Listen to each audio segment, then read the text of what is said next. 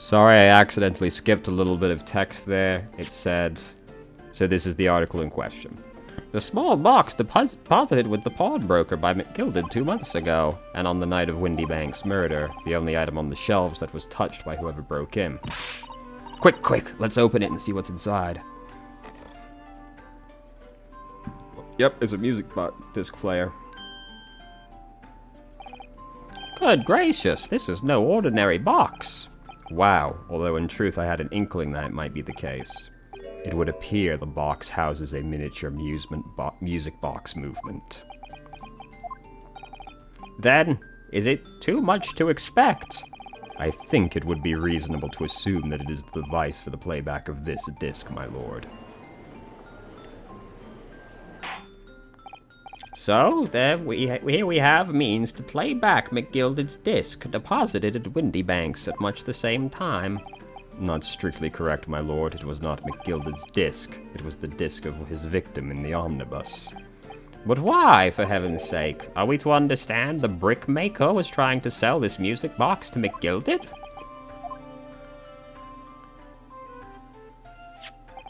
I believe the answer will become clear if we listen to the music on the disc, my lord.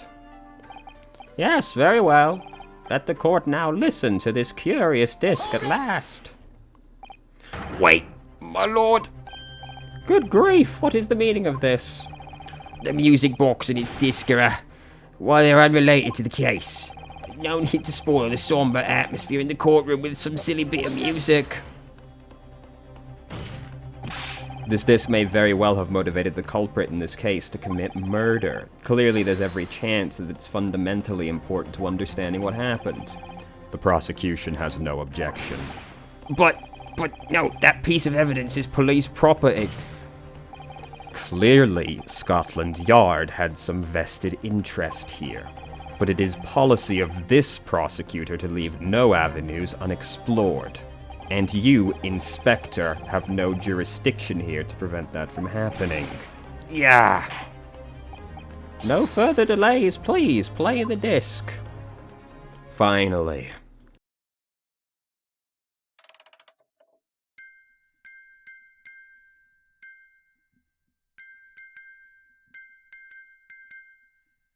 This is Morse Code, I assume. What on earth? That's certainly not what I would call music. No. It's just the same note playing over and over. Yo, communications lady, juror number 5. You probably know Morse Code. Mr. Graydon? This really is priceless. After all that, the music box is broken. Broken? It can't be. Well, obviously, in fact, I wouldn't be surprised if the officer sent to fetch it didn't drop it on the way back to the courtroom. Well, with much regret, I feel the court must accept that this music box offers little in the way of clues. Are you ready to move on, counsel? Come on. Yes, alright, it does sound as though it's broken, but is it? Could this music be? Yes, it could be. I believe that it could be relevant, my lord.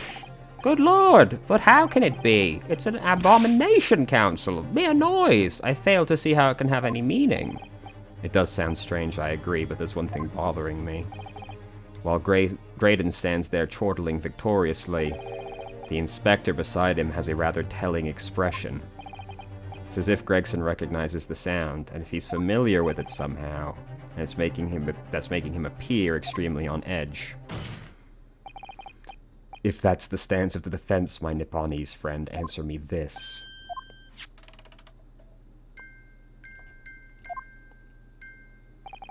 Just what relevance do you propose this woeful chiming has? This event is not supposed to be music.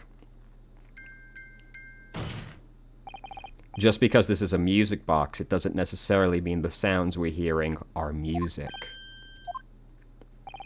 Look at that. The smile vanished from Graydon's lips as soon as I said it. I'm on the right lines here, I must be. Making deductions based on how people react is what you say. You're acting just like Hurley, Runa. The sounds we're hearing aren't necessarily music. Well, now that you've told us what they are not. I'm sure the court would like to hear what they are. Do enlighten us, my Nipponese friend. This is extremely easy, come on. Surely you have an idea in mind, because if not, it will be the death of your ill-formed argument. Exactly. The music box is clearly broken. Refusing to accept that fact is pure foolishness. They've got me. I do know what the answer is! I've just examined the music box very thoroughly, and I'm fairly certain that it's not broken. Really? Really, the way it's been made, it can only produce a single note anyway. Thank you, Iris. This is super easy, dude. Alright, if the music box isn't broken, that must mean the sounds it's producing have some significance that isn't musical.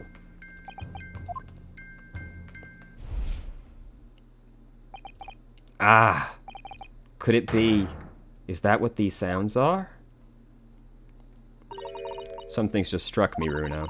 I feel like recently, in the past few hours even, I've heard another sound very much like this. Yes, it's a familiar sound. Actually, Iris, I was just thinking exactly the same thing. I'm going to have to press the defense for an answer. If your assertion is that the music produced by this box is not mere music, then what the devil is it? All the evidence we've seen so far, all the testimony we've heard, it's all pointing to a single answer now. The prosecution demands that my learned Nipponese friend presents proof. Tangible proof of this latest wild speculation. Alright then. This could be the best chance. If I'm right, I'm going to join all the dots together. The evidence that makes... Alright, how am I going to present this exactly? Oh, the newspaper? The newspaper. Take that! Today's paper, Counsel. The headline is Pawnbroker Perishes in Pick-Purse Plunder. Hardly supportive of your cause. No, my lord, I was hoping you'd look a little further down the page. Further down? Ministry Mole. Classified secrets. Yes, this is a very serious matter being investigated at the highest level. I have heard that international transmissions along supposedly secure lines are somehow being intercepted and leaked to various other countries. And presumably these transmissions are in the form of wired telegrams. Of course. Juror number 5, your input, please. Stop. Oh, me, sir? Whatever is the matter? You told the court before that you worked at the communication station, same communication station as Mr. Graydon, did you not? Yes, that's correct. And the particular station you work at deals with government communications and newspaper reports? Oh, yes, we're not your run-of-the-mill communication station at all. Our work is extremely important. Then tell me, is this not a very familiar sound?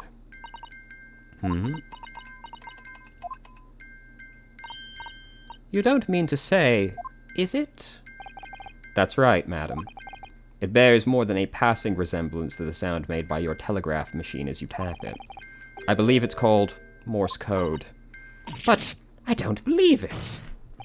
Now, correct me if I'm wrong, but when it comes to leaking telegrams from government departments, there could be nobody more perfect than a highly skilled communications officer. Are you suggesting that the music box disc contains stolen government secrets in Morse code? Order! Order! Please, everyone, order. But this is high treason, Counsel. Deserving of capital punishment. Too much new vocabulary. What is this? Treason. What is capital punishment? Mousy, do you know? The sort of words I'd half expect you to know. For our sovereign government's confidential information, hostile nations would surely pay almost any price. Yes, and on that night 2 months ago, that was the very negotiation that was taking place inside the omnibus. But in the end, McGilded perished, and the all-important disc lay unclaimed in the pawnbrokery. My word! In which case, whoever stole that information in the first place must surely have been beside himself with worry. Because if the disc were to be discovered before it found its way out of the country, it would reveal an act of high treason punishable by death. So the culprit had no choice but to retrieve it, and in order to do that, he would have to gain entry to the pawnbrokery illegally in the middle of the night. Because the article left behind by Mr. McGilded would incriminate him too if it got into the wrong hands. Isn't that right, Mr. Graydon? You think I've been stealing government secrets? Preposterous. Absolutely preposterous. So in response to the defense's accusation, you claim complete innocence, do you? Well, of course I do. I've had to stand here in silence while that pretentious lawyer has been prattling away. Attention. Then by all means, counter the charges, sir. The prosecution demands the witness testifies in response to the accusations brought by the defense. Delighted, I'm sure. The witness is reminded that the crime under scrutiny in this trial is the murder of the pawnbroker, that being a most flagitious offense, for which the law of this land sanctions a capital punishment. But the heinous act of high treason is no less a serious crime. I urge you to bear that in mind as you testify. So then...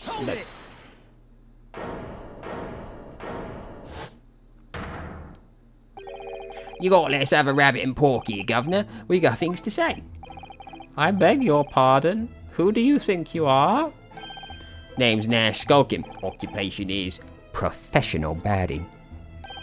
Name's Ringo Skulkin, but we ain't baddies enough to sell out our motherland. That's right, we're what they call the Free Skulkin Brothers. Get in position, Sulky, come on. Bad timing, fellas, very bad timing.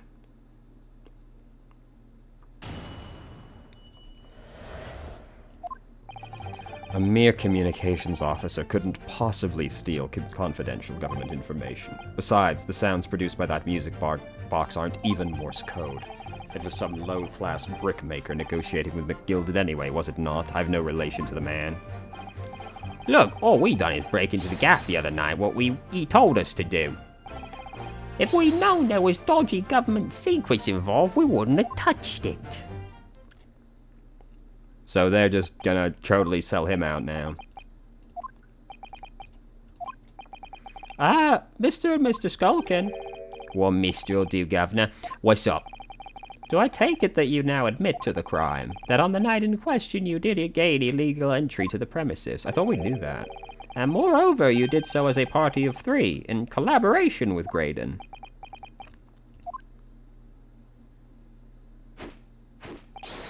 We did, Gov. We did. Quiet down, please. What do you say to that, Graydon? I have no idea what these two ruffians are referring to. You little rotter. Getting us mixed up in all this monkey business. You never said nothing about no government secrets. It was supposed to be a straight-up job. And what about the geezer whose shop it was, eh? Poor old bloke didn't have to die, did he? Nice to know who your friends are. Whatever these men say, I deny the accusations. Indeed. Well, I certainly wasn't expecting this little music box to become so significant. However, as it has, I will admit it into the court record.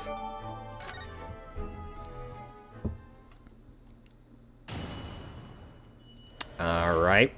So I want to press him on the Morse code thing first. Hold it!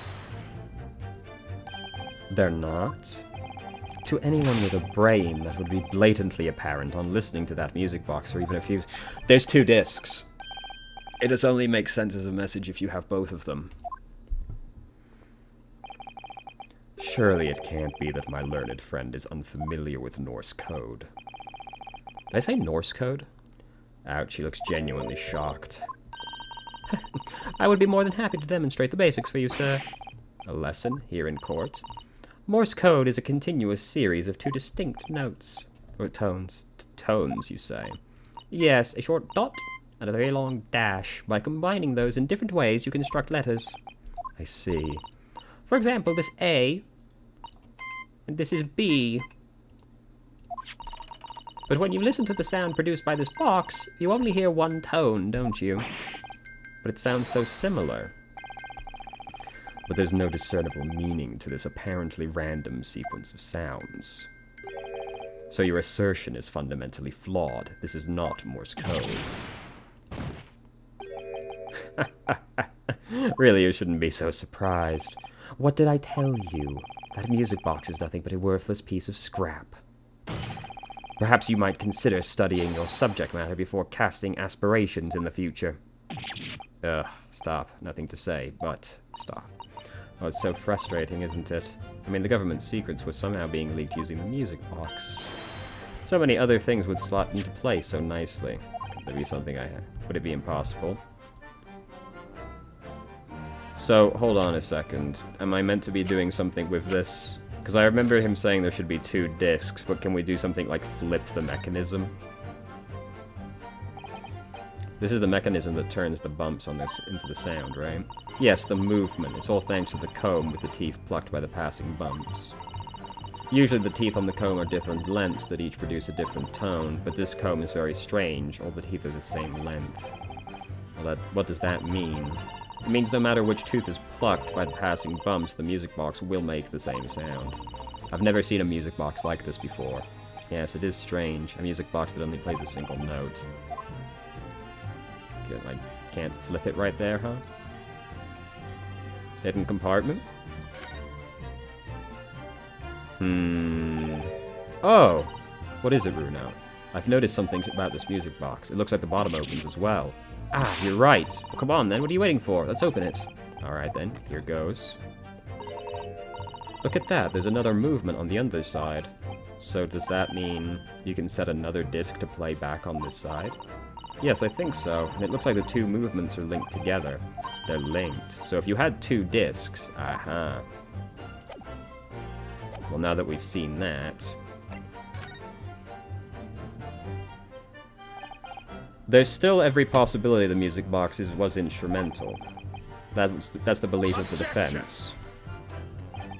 Does it please you in some way, my Nipponese friend, to repeat the same line of argument ad infinitum? It's already been established that to be Morse code, 2 tones are required, dots and dashes. Yes, I'm well aware of that. Then what? Well, it would appear the defense has put a hypothesis forward. You had better present your idea. How do you propose this music box? Well, could have been used to cipher secret messages.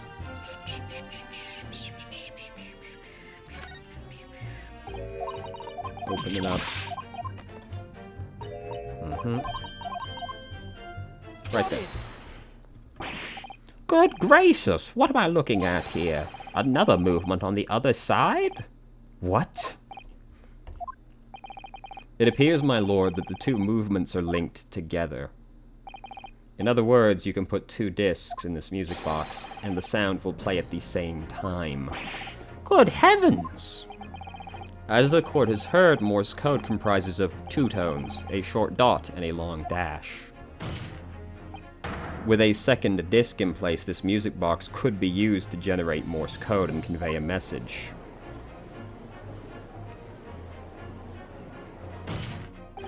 This is beyond a joke. I'm sorry. This poor excuse for a lawyer has absolutely no evidence to support his claim. Though, of course, if my learned Nipponese friend were able to present the court with the second disc, that would be another matter. Well, I can't at the moment. And may I remind the court that, as the witness has pointed out, he is not the one in the omnibus with McGilded 2 months ago, striking a deal over the disc or discs. Yes, that was Mr. Mason. Exactly. I had nothing to do with it whatsoever. Though it has holes, I must admit the argument presented by the defense has much promise. I believe this cross-examination could continue. The link between Graydon and the victim must be there somewhere, but I haven't found it yet. Oh dear, it looks like you need to give your argument more strength through now. Yes, of course. If I must. Let's see. So we're going to press on this now. So 2 months ago in that omnibus, McGill had killed the brickmaker and stole the disc. Mr. Mason was a single man with almost nothing to his name. It seems he lived in an artisan quarter some years ago, but the people there remember little about him. That doesn't make much sense, though, does it? How would a humble brickmaker come to acquire some sort of secret government information? How indeed? There must have been somebody else involved behind the scenes of all of this. Somebody who acquired the disc and gave it to Mr. Mason, in order to take it to the meeting with McGilded and negotiate a deal. Dear me. You may have it in for me, sir, but I assure you I have far more class than that. An old brickmaker from an artisan quarter and his well-to-do communications officer. If only I could find some evidence to link the two of them together. If you have nothing more to add on that note, let us return. Look, all we done is break into the other gaff the other night like he told us. Like Mr. Graydon told you to, you mean? That's it, yeah. Who else, eh? Silly me. Thought he was just popping over for a natter after all them years, but the rotter had a dodgy job for us. Ash?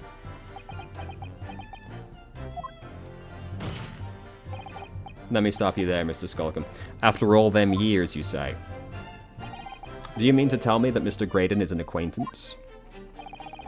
We're the social kind of baddies, you know. Sure, let's say Graydon's an old China. Excuse me. Mr. Skulkin, do you have something to say about what Mr. Skulkin said? Eh? No, Mr. Skulkin. I mean, Mr. Skulkin. What? Who, me? When your brother was testifying just now, he said something that seemed to cause you to react. Oh, I was just remembering the old days. We used to have a right old laugh together way back when.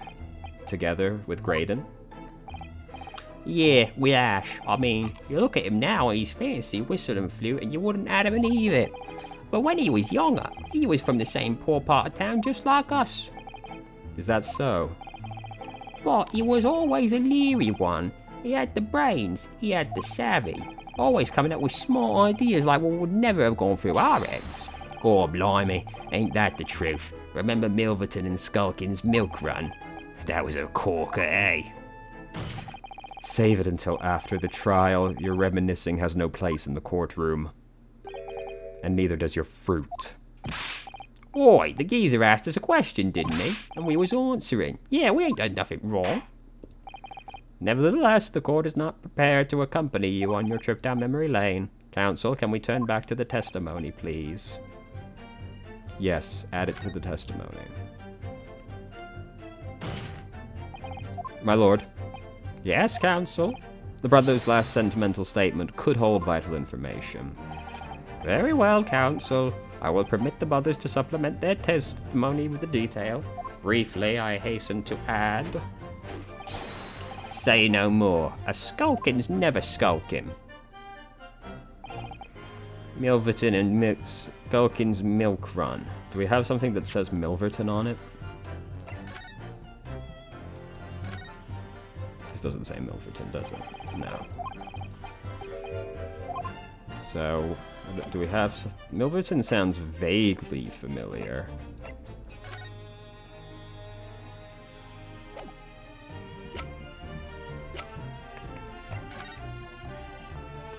Mason Milverton. We've done it. Okay. Apparently I don't present it there.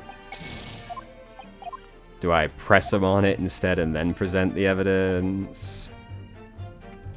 Hold it.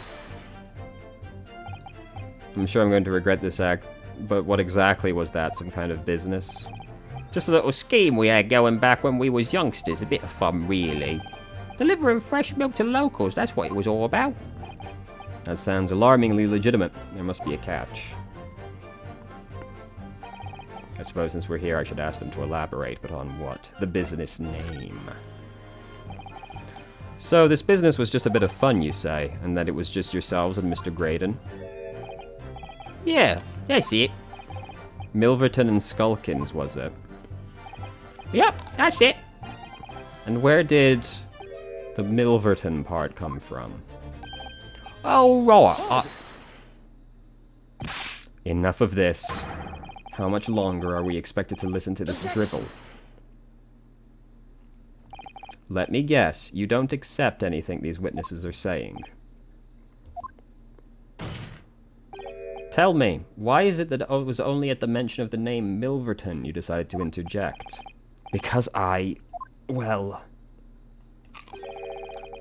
It weren't the happiest of times that one came from.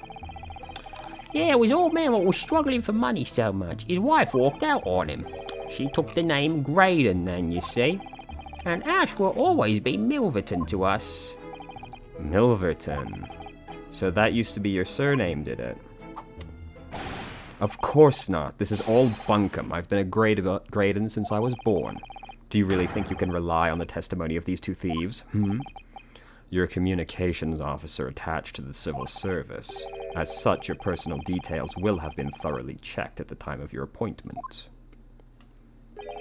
It would be very simple matter indeed to subpoena those records, Mr. Graydon. Well, it would appear that Mr. and Mr. Skulkin's testimony has been reliable. For once. You were born Ashley Milverton, then. Is that correct? Very well, yes. So Ashley Graydon was Ashley Milverton. That information changes things.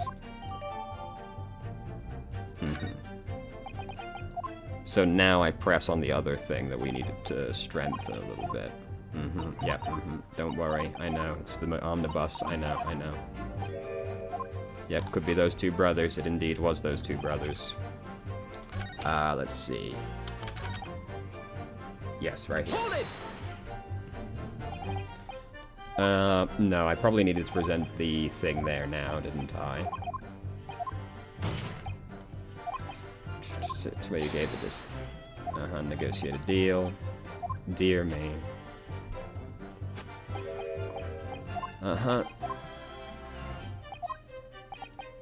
Okay, I'm guessing I now present the note there. Nope, don't go all the way down. Should I press on that first? No, I don't think I need to. We know he's Milverton now. I have no relation to the man. We know this to be true now. Not true now. Objection! Mr. Ashley Milverton. Tell me, why did you try to hide your former name from the court? Because I haven't gone by that name for years. It means nothing to me. No, I don't think that's the real explanation. The truth is, you had a reason to hide that name. Explain yourself, please, counsel. I have here the notes from the omnibus case, my lord. And as we all know, the victim, the man who we now understand to have been negotiating with McGilded... Yes, Mr. Mason, the brickmaker. That's right, only Mason wasn't his surname at all, it was his given name. His full name was Mason Milverton. Milverton? Do you mean to say... Saints alive! Mr. Ashley Milverton is not the case that the brickmaker Mr. Mason Milverton was your father? I don't know. As I believe I mentioned earlier, your family history will have been thoroughly checked when you joined the civil service. And it really would take no time at all for the court to subpoena those records. The truth is, you've been illegally acquiring highly confidential information and selling it to McGilded in collaboration with your father.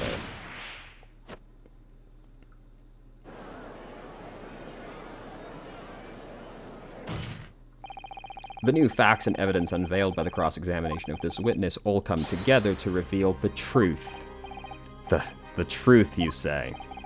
that you collaborated with your father, Mr. Mason Milverton, in illegal dealings with Magnus McGilded. By dint of this music box, you mean, Counsel? Yes. Stealing information being sent in secret communications and selling it on to McGilded, Mr. Graydon concocted this elaborate scheme of using 2 music box discs to encode the information, as presumably a safety measure against the information falling into the wrong hands. And a very effective one. I shouldn't have ever given the scheme any credence whatsoever. But the deal with McGilded went sour, and the brickmaker met his end. Yes, but before he was arrested, McGilded managed to temporarily dispose of the stolen disc. Then, having learnt of the situation, you appeared at Windybanks 2 days ago in an attempt to recover the 2 articles McGilded placed in pawn there. But that attempt failed. One of the discs was seized by the police and the other you never found, so that same night you enlisted the help of the Skulkin brothers and broke into the pawnbrokery. This time determined to recover the 2nd disc. Are you suggesting the 2nd disc was inside the music box? We never knew nothing about that. On the night that Mr. Windybank was killed.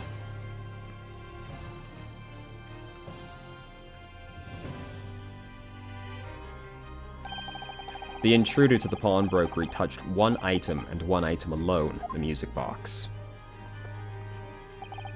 Or rather ingeniously demonstrated using the 2 prints from the security camera. So the question that naturally begs answering is this: why was that the only article disturbed? The answer is obvious, because it contained the 2nd disc, which the intruder was desperate to retrieve. Since, if it were to fall into the hands of the police, it would be proof of high treason. Well, Mr. Graydon, do you deny that all of this actually began on that fateful night 2 months ago? I refuse to accept any of this nonsense. Sir, there appears to be blood seeping through the sleeve of your jacket. What? 2 nights ago, we know that 3 shots were fired at the scene of the crime in Windybank's pawnbrokery. 1 took the life of the pawnbroker himself. 1 struck the pouch around Mr. Sholmes's waist. And the final bullet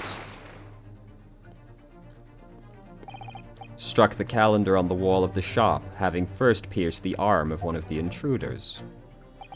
Mr. Graydon, that wound on your arm there seems to be trying to hide. It's a bullet wound, isn't it? He's got you now, me old China. Time to call it quits and croak, I reckon.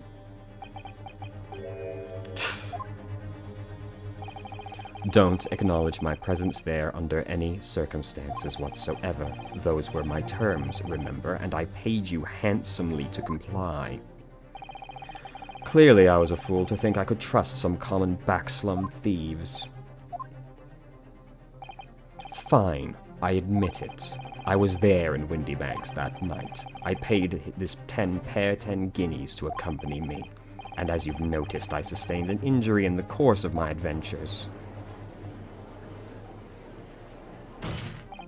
But that is all. I admit to nothing more. Stealing government secrets, negotiating with McGilded. As God is my witness, I'm sure I recall nothing of the sort. He's not going down without a fight, not until I can show hard evidence, I suppose. Nevertheless, the defense has now established a crucial fact, which is, well, we know that 1 bullet was fired from each of the guns, 2 firearms we have in evidence. The bullet from the Skulkin brothers hit the pouch around Sholmes. The other, from Windybank's gun, clearly must have been the one that caught Mr. Graydon on the arm. Indeed it must. We can rule out the possibility the man shot himself.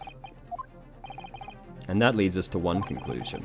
Mr. Windybank was shot by a 3rd gun, which can only have been fired by the 3rd intruder. Goodness!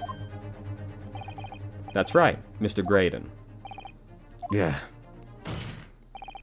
The only person who could have possibly shot Mr. Windybank that night is you. Hold it!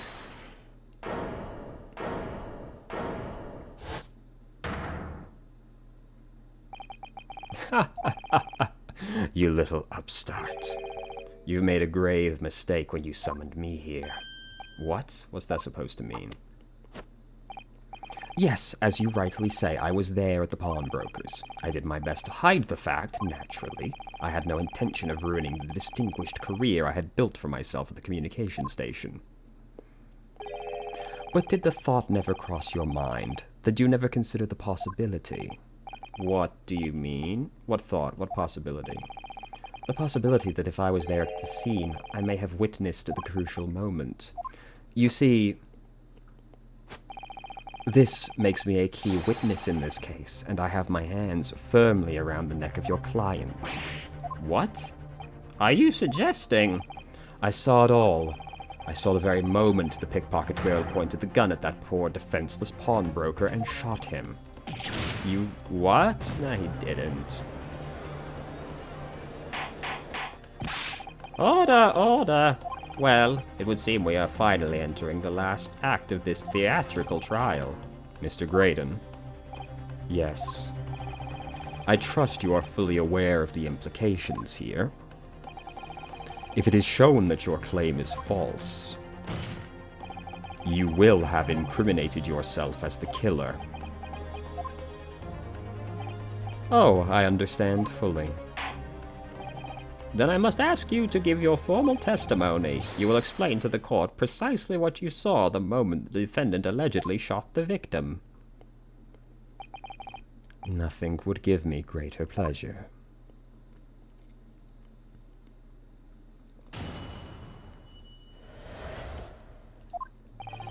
While these ruffians were jostling with the broker, I was still near the entrance to the shop. When Windybank threw Nash over the counter, I felt a sharp pain in my arm. I pursued the man, but he shot himself in the storeroom. Oh, he shut himself in the storeroom. Oh, stupid. I could see him through the peephole in the door, though. The accused, in a black coat, shot the man in the back as he was trying to flee to safety. I saw the blood spatter all over that wretched girl. Then she tossed the gun out of the peephole, so I picked it up and made my escape. Good gracious! This is quite extraordinary testimony. You claim, sir, under oath, to have clearly seen the defendant. Order, order! It wasn't my intention to testify in this way. But neither is it my intention to be found guilty of a murder I didn't commit. So you see, my hand has been forced. I tell the truth now as an act of self-preservation. The truth? Until now, the prosecution was completely unaware of these details. Yes, well, sorry about that. Having shot me in the arm, the pawnbroker was then shot in the back by the accused. And as I said, she was showered in blood. You say the blood spattered over the accused coat. Are you sure on that point? Oh yes, quite sure. All over the black overcoat that the pickpocket girl was wearing. Really? If her coat had been shown to harbor vestiges of blood, that would be conclusive evidence. Such an investigation is entirely possible, my lord. Only very recently, a German scientist has developed a technique to identify human blood. So here's to true science, not some amateurish detective's dubious foray into the world of chemistry. There's nothing dubious about Hurley's work. His ideas are all sound. Ideas are no use here. In science, as in law, theories must be proven before they stand. In Germany, the technique has already been employed in the courtroom as the basis of evidence. Scotland Yard has a small quantity of the chemical reagent used, with your lordship's permission. This is gonna look really bad.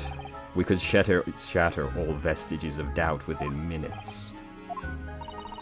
This doesn't look good, Runo. Well, we know, don't we, that there is blood on the front of Ginny's coat. But only the coat, like there's no blood on the rest of the clothes she was wearing. Oh, help, you're right. I did not forget this, though. Don't move, Ginny. I'm going to shoot.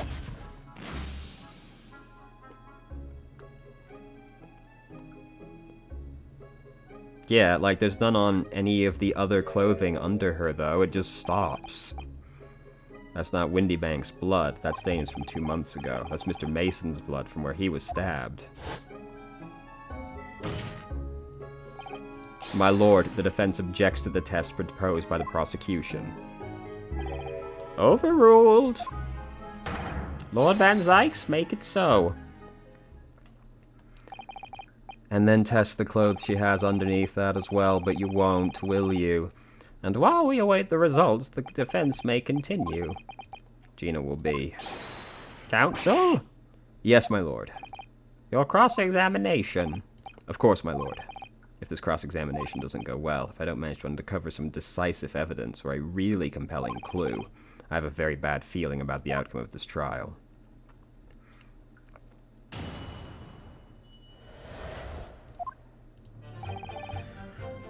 I was still near the entrance to the shop.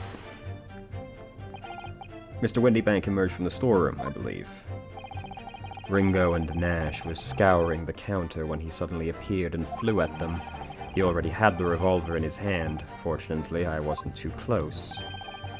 I've never been so scared in all my life. Yeah, we was just your regular armed burglars, that's all. We don't like violence, says the pair carrying a gun. What do you mean when you were near the entrance? I was in the doorway, running my eyes over the shelves of forfeited items. Looking for the music box, of course.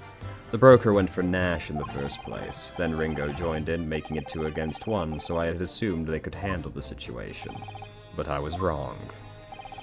I was trying to help me little brother, but the old geezer chucked me over the bloomin' counter. So I pulled me gun on the old fella. That soon made him scarper. The pair of you sitting upon the poor defenseless pawnbroker again? Shame on you. Sorry, Gov. When Windybank threw the Nash over the counter, I felt a sharp pain in my arm. You mean that's the moment you were shot?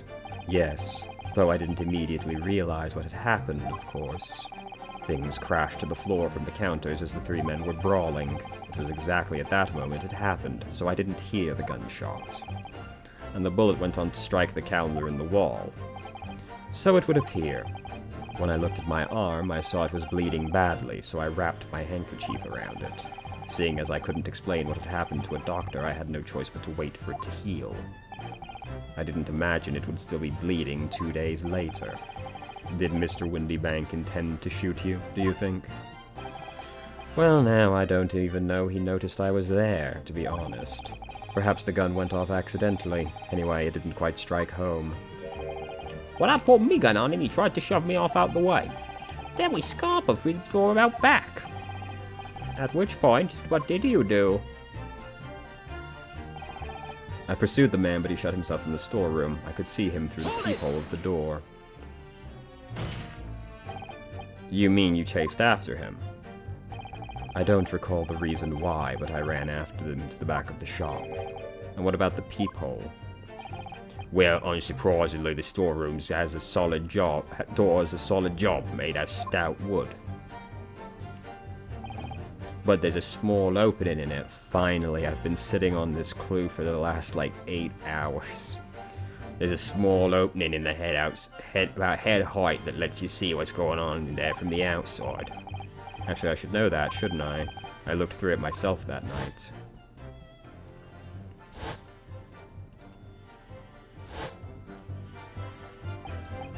And what about you burgling brothers? Did you see what went through the peephole as well?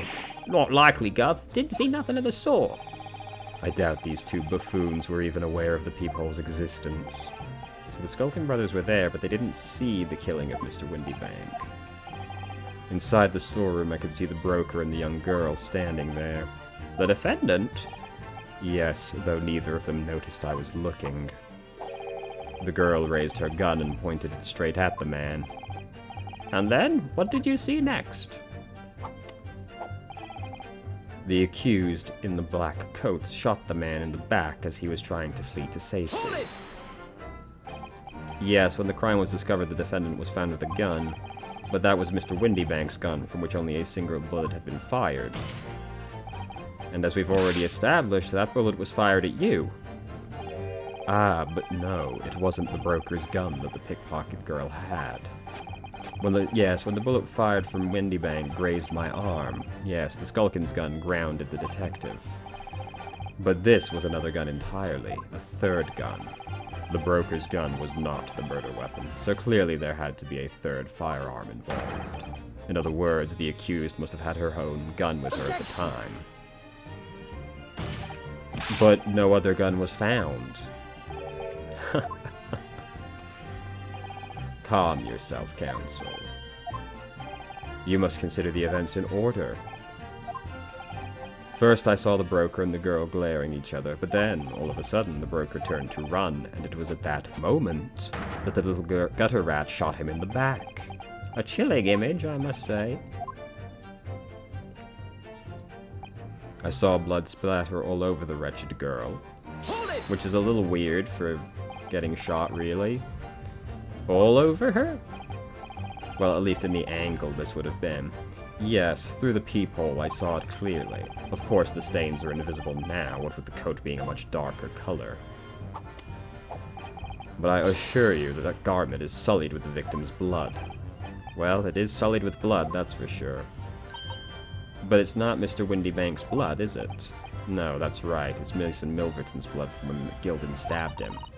So annoying, if only they'd accept Hurley's chemical analysis. But they won't, so unfortunately we can't use it as evidence. Bother. Then she tossed the gun out of the peephole, so I picked it up and made my escape. Yeah, why would they ever do that? Did I hear you correctly? She threw the gun out of the room? That's right. After the broker fell to the floor, she started walking over. Over where exactly? In the direction of the storeroom door, to where I was watching. Of course, I quickly retreated, and then the girl dropped the gun through the peephole onto the floor on my side of the door. But why? I couldn't tell you. Perhaps she was hoping to distance herself from the murder weapon. Without thinking, I went and picked it up. I suppose I was worried about just leaving it there in case any more tragedies took place. So it was you, in fact, who took the third gun from the scene. Yes, it was yours truly. So where is it? Sorry. I left the clear up to my lackeys and left. We made a bit of a mess round the counter, so Mr. Whistle and Flute here told us to tidy up. He thinks he's our blowing mum sometimes. Well, I was paying you enough, by God. Ugh. Tell me, Mr. Graydon, when you left the pawnbrokery, was it by any chance with the second disc? You little toe rag! My man is not happy. Holy shit. Gentlemen.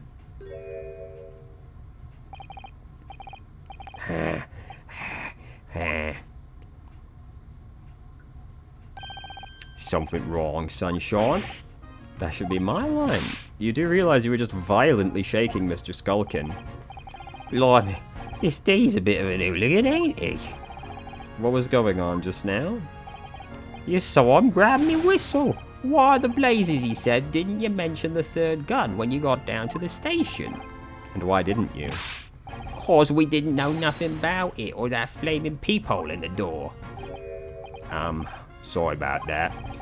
I can be prone to losing my rag sometimes. Not hurt, are you?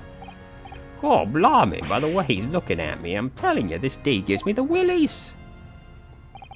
That was strange. The inspector doesn't normally get quite as worked up as that. He wouldn't normally grab someone. No, that wasn't like Grexy at all. He's normally all sweetness and light, no matter what I say to him. Yes, well, I think you might be special, Iris. Well, anyway, that was definitely out of character. My lord, requesting your lordship's permission to interrupt the cross-examination. Explain yourself, officer. I have the result of the test that was ordered earlier, my lord. Ah, the blood on the accused's overcoat. Thank you, officer. Well, the cross-examination is hereby suspended. I presume you have no objection, counsel? No, my lord.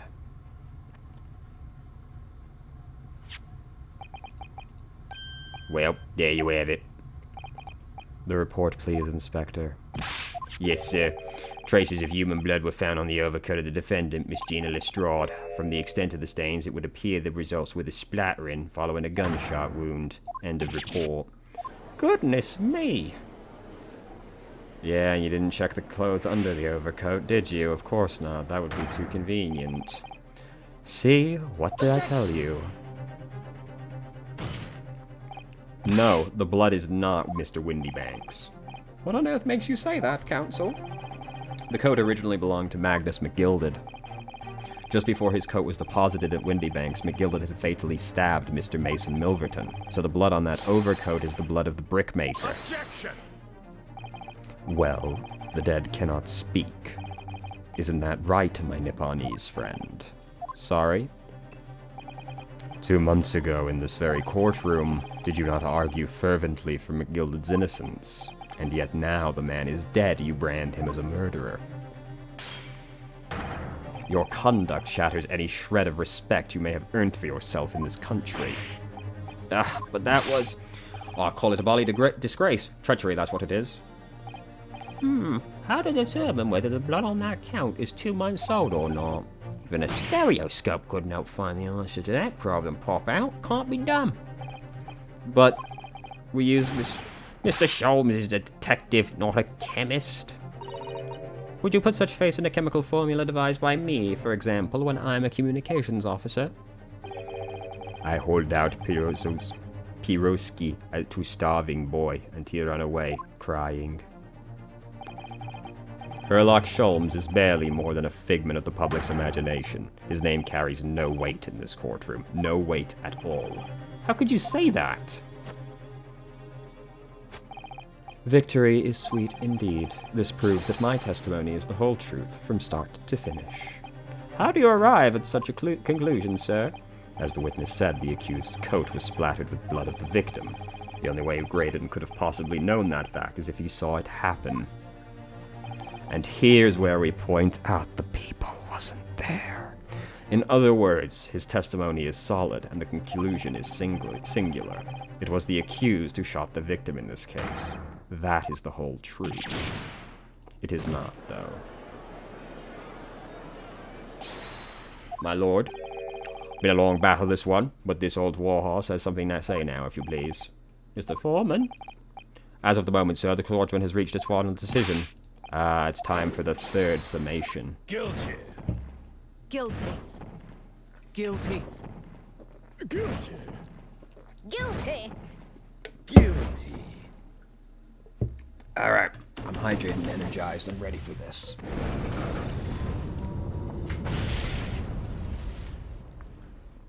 No pendulum can stop me now. I've been preparing this evidence since near the beginning of the trial. The defense has consistently failed to unpick this witness's testimony. Here's to any attempt you may make at unpicking the juror's decision being equally successful. Ugh. I don't believe it. After I've come so far. How is it all unraveling on me so fast?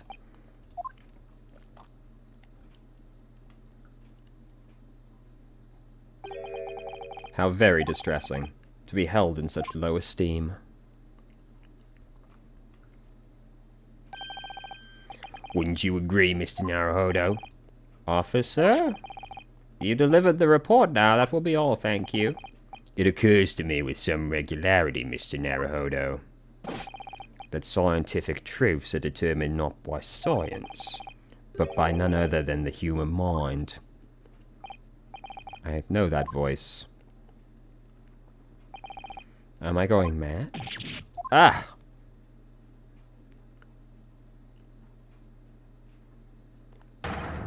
Mr. Sholmes? What is the meaning of this? Order, order. What business do you have here, detective? The last I heard, you were recuperating in the hospital. As I well would be, had I not been set upon an errand. What errand? Hurley, it's really you. You're awake at last. Yes, good day, Iris. I appear to be rather late to rise. My apologies. Now, my lord, if you will humor me. In what manner, sir? I have something of great importance I wish to give to the young lawyer over there. I have no more than 5 minutes. Would you be so kind as to spare us the time? What do you say? This trial has taken many hours of the court's time, having spent so long already. Exactly, having spent so long already, we don't have to go through wasting any more precious time. As I was saying, having spent so long already, it would seem churlish to deny the defense a mere 5 minutes. Very well then, counsel. You have 5 minutes. My dear fellow, I apologize for my tardy arrival. Mr. Sholmes, are you all right now? All right, I'm all wrong. Sorry. I've only just managed to summon the strength to stand, ma'am. I asked the judge for 5 minutes. But I fear even that may prove too much for me. Pray forgive me should I pass out. Let's make this discussion as short as possible. Hurley, this place is full of idiots. None of them can see how wonderful your chemical blood analysis is. Ah, well, that concoction of mine was really just a bit of sport to assist me in my investigations. I never took the trouble to refine it for appraisal by the scientific community. An oversight on my part. Right. Modesty? Surely not. But enough of that. I'm here to give you this, my dear fellow. What's this? A leftover Furoshiki wrapping? A leaving present from Miss Sosato. From Miss Sosato? If possible, matters were to be settled without me giving you this. Those were her instructions when she asked me to do her this favor. I don't understand. Miss Sosato foresaw today's events, I believe. She knew that the culprit would attempt to escape justice by both means devious and underhand, and that you, Mr. Naruhodo, fighting fairly as you are wont to do, would find yourself in considerable peril. At that moment of crisis, you were to be given this small parcel. Those were the dear lady's instructions. A leaving present. Whatever could it be? Of course. What is this? Oh, it's the machine I made. Ah.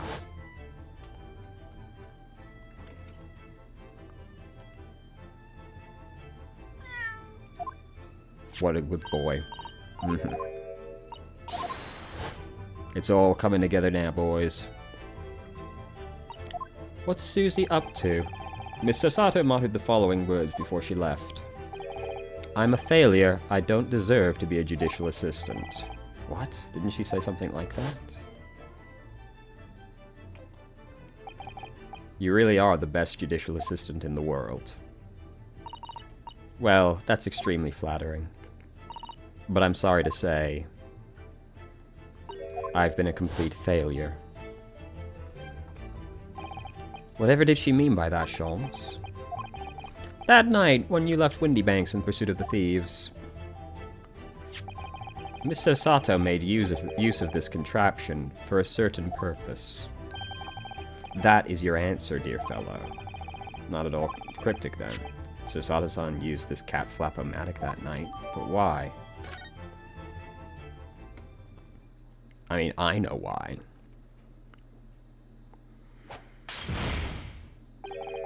Your 5 minutes are over. We're out of time already.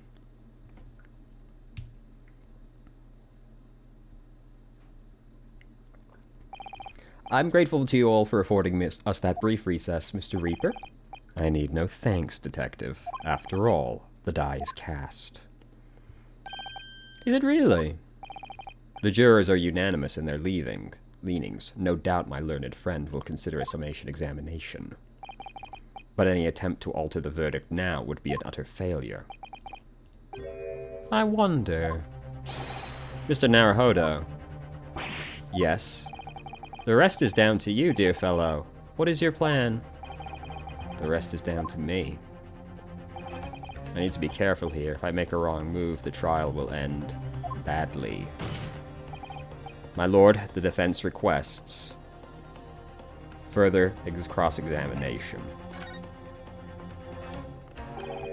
Further cross-examination. The jurors have spoken. Protocol dictates that you not cross-examine a new witness. The defense is not asking for the cross-examination of a new witness, rather to continue one of an existing witness. What? It would appear that a rather important detail has escaped your attention, Mr. Reaper. My lord, request to interrupt the cross-examination. Thank you, officer. Very well. I presume you have no objection. No, my lord. So nobody can say anything, then, if Runo asks to resume his cross-examination. The court is obliged to allow it. Ugh, this is absurd.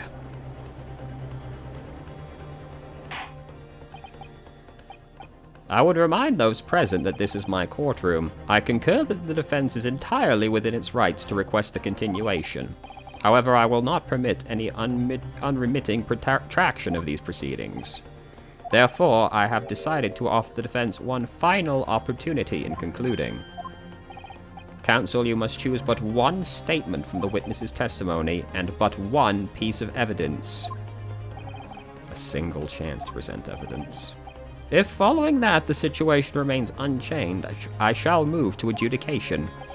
Is that clear, counsels? My lord. Yes, my lord. A single statement and a single piece of evidence. Most generous. Well then, Mr. Naruhodo, it's high time I fell in a dead faint. I leave this in your capable hands. Mr. Sholmes?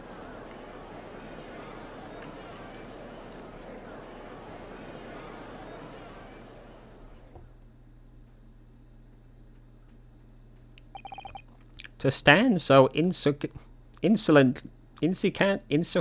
before the court in a state of such high fever, either the man has extraordinary strength of mind or an extraordinary lack of feeling.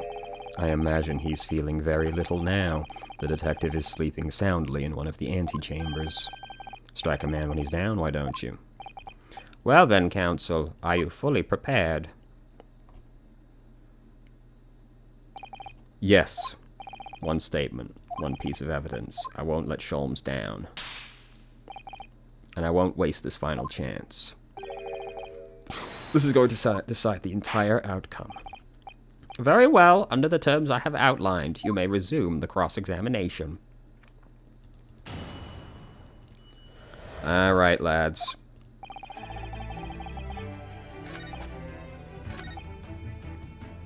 I could see him through the peephole. So do I present this, or do I present the photo? I'm guessing this because I was given it a moment ago. Objection! What on earth is that eccentric contraption, counsel? Oh, it's my cat flap-o-matic, lord. It makes a way for cats to get in and out of a room. It can cut through any door you can think of and make a new little door in the middle of it. That's right, my lord. It's a device creating so-called cat flaps. Small doors. I'm sure we can all work that out for ourselves. But that cat lover's contrivance has no possible relevance to the case. Oh, really? Of course it doesn't. To start with, there were no cat flaps in the pawnbroker's door. Not being a keeper of cats myself, I'm afraid I fail to see what this has to do. Perhaps it would help if I described its function in another way, then. This contraption is able to create a peephole in any door you can imagine in practically no time at all. I beg your pardon, a peephole? 2 nights ago, we arrived at the scene only minutes after the murder of Windybank had taken place. That's right. According to the paperwork at the yard, it was you, your Japanese assistant, and Sholmes. Yes, the 3 of us were together, and has recently come to my attention, my assistants made use of this device. Your assistant did what? There was a peephole in the storeroom door. I can attest to that. Because I looked through the peephole myself in order to see inside the locked room. This is ludicrous. What are you trying to say? Of course there was a peephole in the door. I said as much in my testimony. How else could I have witnessed the crime? Exactly. Yes. How could you? What? Counsel, kindly say what you mean. Alright, it's time. Time to strike the final blow. What I mean is this, my lord. My assistant made the peephole in the storeroom door, and until such time as she did, The door had no hole in it to look through. What? No. Objection! This is a farce. Are you really suggesting that the peephole in the door was... Yes, it was created only after the incident had taken place by my judicial assistant using this device. Your assistant tampered with the crime scene whilst being fully aware of the gravity of her actions. This is a most serious act of vandalism, for which I humbly apologize, my lord. It was in the few minutes I left the scene in order to pursue the Skulkin brothers and alert the police. Nevertheless, in light of this new information, it becomes apparent that Mr. Graydon's testimony is riddled with holes. Riddled with? Explain yourself. The majority of Mr. Grayson's testimony that appears to incriminate the defendant is based on what he witnessed through the peephole. Yes, that filthy girl shooting the man in the back. However, if at the time of the incident, that peephole did not yet exist, there was no possible way that you could have seen what you claimed to have seen. In short, your entire testimony is a pack of lies.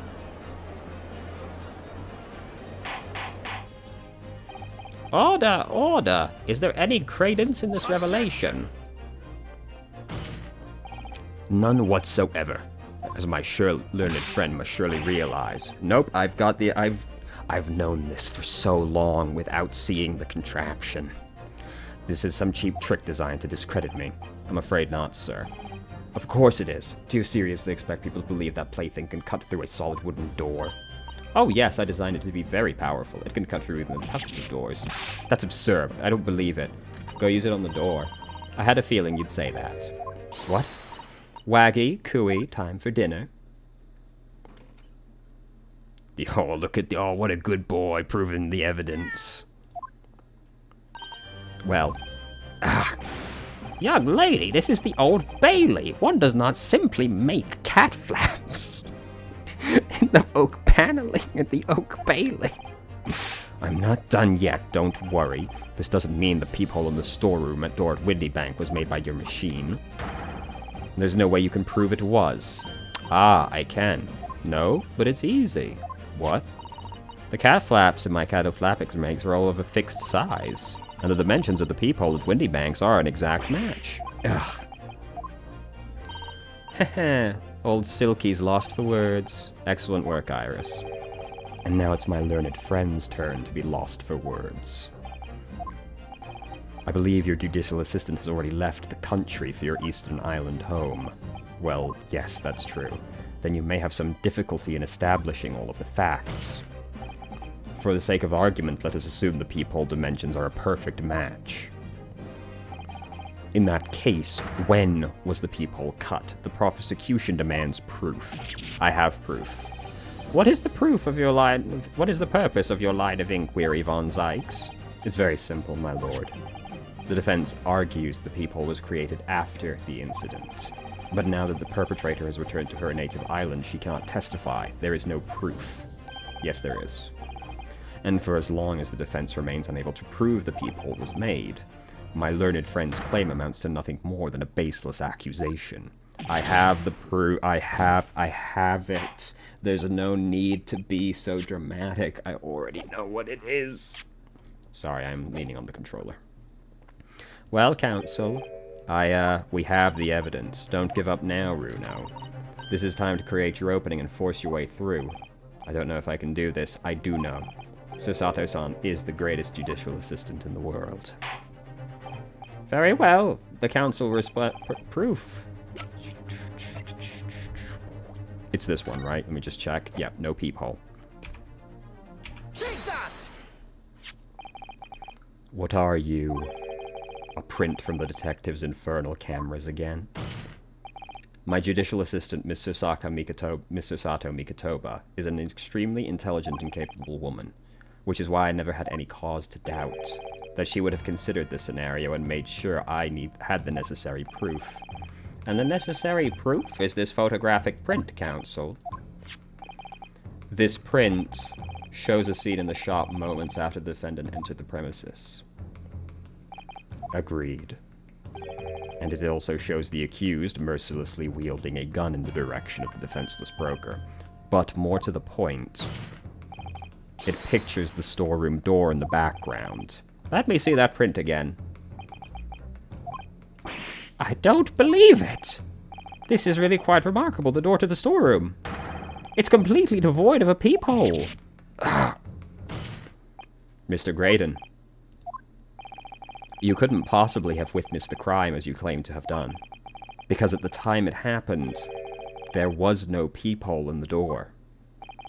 Ugh. In other words, your testimony is a catalog of lies. Yeah,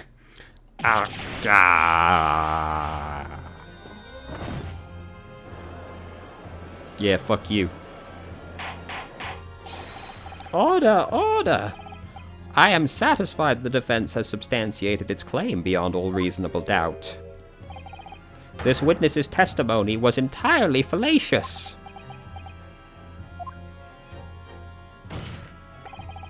That's not the only thing we now know beyond all reasonable doubt. My learned friend's assistant's guilt can no longer be denied. The woman tampered with a crime scene. Yeah, but more importantly... Good Lord, there's more. The defense may have established a reprehensible instance of perjury. But that is no proof that this man is the victim's killer. Yes, that's right. What? I was there at the scene. It's true. And I was shot in the arm. It's true. Yes, in fact, if you look at the circumstances... I am the victim here. Oh, please. I don't believe this, but they're right. As it stands now, I don't have any definitive proof he is the culprit. Still, he can't worm his way out of it now. You know what they say. There's no point locking the cat's door after the cat... Wait, after the cat has got out. After the cat has bolted. As Hurley always says, one lie begets another. No, wait, that might have been a line I wrote for him in one of my stories. Well, no matter who said it first, you're right. Mr. Graydon, not only did you give false testimony to the court, but the lies you told make no sense. Make no sense? What do you mean by such a remark? Well, you said in your testimony, reveals that you know something you shouldn't have known. In other words, there is a fundamental inconsistency. Objection! This is provocative talk, counsel. Won't you enlighten the court? Explain this alleged inconsistency. Iris was right. One lie begets another. The inconsistency reveals the lies in which they show Mr. Graydon had knowledge of something he shouldn't have known. He couldn't have known about. Namely, well, the bloodstains on the coat.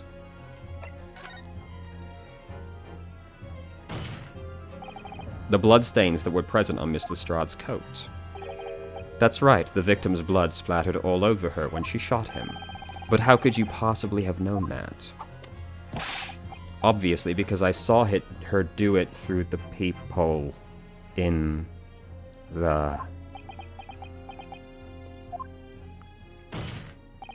The point is not that you lied in your testimony, Mr. Graydon.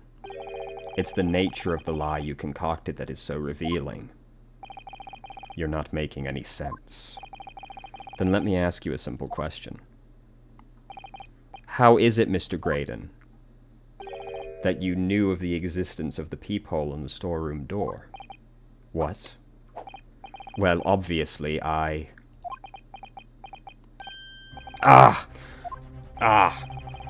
Has the cat got your tongue, witness? The peephole in the door was made after the incident occurred. And once I returned to the shop, having failed to catch the two burglars, Scotland Yard's investigators arrived immediately. Since that time, the police have been at Windybanks, constantly carrying out their investigation. Isn't that right, Inspector Gregson? Oh, well, yes, of course. The place is chock full of pawned articles that my lads have to thoroughly examine. So I gave the order to have officers working round the clock in shifts so we could get through it all. And consequently, there's no way that you, Mr. Graydon, could have gained access to the shop. Therefore, you should have known nothing about the peephole in the storeroom door, so the fact its existence forms the basis of your testimony is completely inexplicable. Objection! And yet, the fact remains that Mr. Graydon did maintain that he witnessed the crime take place through the peephole. How on earth is that possible? Could I have a word, please, Lord Von Zoix? Speak, Inspector. It's just that I really ought to be getting back to the station now to put in my report. There's really nothing more I can add to this testimony if it's all the same. Permission denied. Oh. It's not all the same to me, Inspector. Not at all. You will remain exactly where you are until this trial concludes. Of course, sir. Mr. Graydon, you shouldn't have known about the existence of that peephole. Which can only mean you must have been informed about it by somebody. Objection! Stop there, my learned friend. You realize, I trust, that the words you just uttered have extremely serious implications. Yes, but the defense believes that the details about the case that Mr. Graydon claims to have seen must have been revealed to him by a certain person before his testimony. And, in fact, considering a particular clue we have, there's really only one person that could be.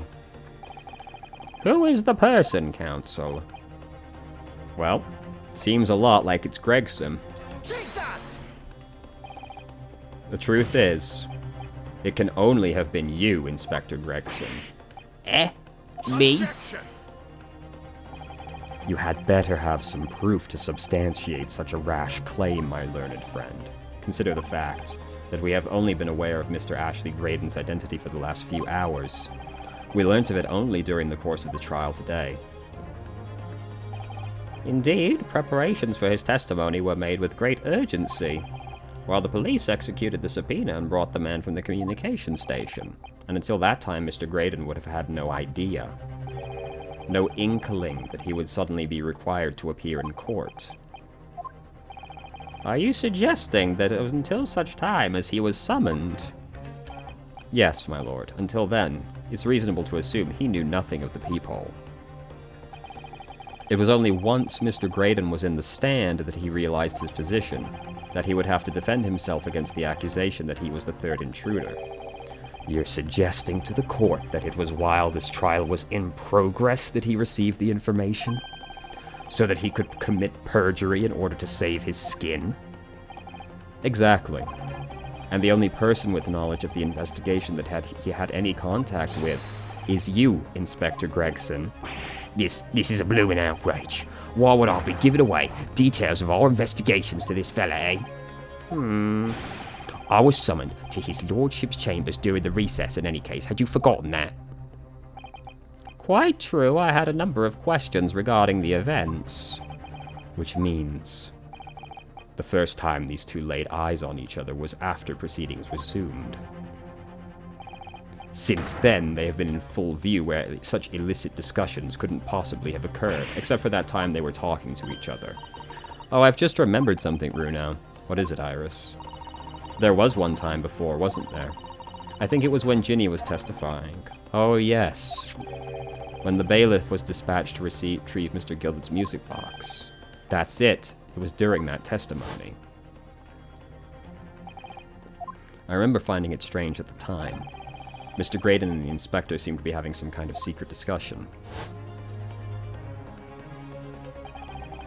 It would have been possible for you to give Mr. Graydon the information he needed then. You little toe rag, you're making all this up. I'm a respectable Scotland Yard inspector, for crying out loud. Why would I do something like that? Why would I be giving away confidential information to the likes of this bloke? Admittedly, you wouldn't have had any reason to do something like that for no gain. But perhaps it's part of a deal of some kind. Then it starts to make sense. What deal, counsel? I wonder if perhaps, in exchange for details about the peephole at the crime scene, Mr. Graydon agreed to give a certain something to the inspector. I'm sure I need not remind the inspector that if found to be true, striking a deal of any kind with a witness would be considered a gross case of maleficence. Well, Objection!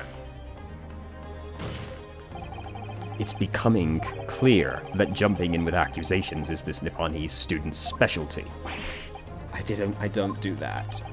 But with the stakes so high, the prosecution is not prepared to listen to baseless charges. It is incumbent on the defense now to present evidence in support of this diabolical claim. Evidence? Just what are you proposing the inspector demanded of the witness in return? The court must see proof of this alleged deal. If Inspector Gregson really did strike a deal with Mr. Graydon, then logically there's only one thing he could have asked for. That must be it. Bruno, do you think it could be? Yes. It's the missing link that would join all the dots together in this puzzle. I must press you for an answer now, counsel. What evidence explains this alleged deal? So it's the other disc, right?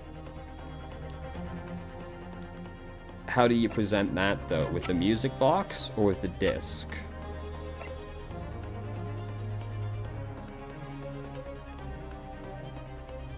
Because it can't be that, because they already had the one, so it must be... Because what else could the deal be than to get the other disc? Take that! Inspector Gregson. Besides this murder, is it not true you've been working on another very important case? What? What are you getting at now, Sunshine? Is it possible this other top secret case is what's alluded to in this newspaper article here? The classified secrets being leaked overseas from the Ministry of Justice. How out of the bleeding Nora could you? We discovered during the course of this trial the music box deposited at Windybanks by Mr. Magnus McGilded, a special music box designed to play 2 discs at once. It would seem very likely now that encoded on the pair of discs that were in McGilded's possession are the leaked classified secrets. So I put it to you, Inspector, that in order to recover the second of the discs containing those secrets, you covertly made a deal with Mr. Graydon in which you exchanged the disc for details of the case. You little... Ah! Order, order! On the day of the incident, when we met you at Windybanks, you said this. I'll be taking whatever it is of McGilded's down to the yard, thank you very much, so hand it over. No, don't give it to him. It's mine, it is mine. I'm sorry, miss, but anything belonging to McGilded has to be taken in as evidence now. Scotland Yard already knew at the time, isn't that right? That Magnus McGilded was involved in the stealing of the secrets? My orders were... recover the medium used to convey the secrets leaked from the ministry, and do it on the QT, strictly hush-hush. And that explains why, when I presented this disc as evidence to the court, you objected so heavily, I presume. Because you knew that it contained highly confidential information. Blimey, not likely. I mean, I wasn't that sure of it myself. I realised there was a possibility, that's all. Inspector, surely you're not saying in order to acquire the second of these discs, you did reveal confidential details of the crime? To aid and abet this man in giving false testimony? There's no other way Mr. Graydon could have known of the existence of the people. It's the only explanation. A deal was struck between these two men. We got him, boys. Jesus Christ, Gregson. If, and I stress if, this sobering assertion turns out to be founded in truth, it would mean that the second disc is, as we speak, in this very courtroom. Wait, yes, because it would... because they literally just made the deal! Because Inspector Gregson is a Scotland Yard detective. What? What's that supposed to mean? As a seasoned policeman, the inspector will have approached this alleged deal with caution. Certainly he would not have accepted a gentleman's agreement in this matter. No, he would have insisted on having the article agreed upon in the palm of his hands. Good gracious, then you mean to say Inspector Gregson already has the item? He has the second disc actually on his person? The defense demands the inspector is searched. Definitely. That could have only struck a deal when Ginny was testifying, and Gregsy hasn't moved from the stand since. My lord, please order an examination. Well, Inspector.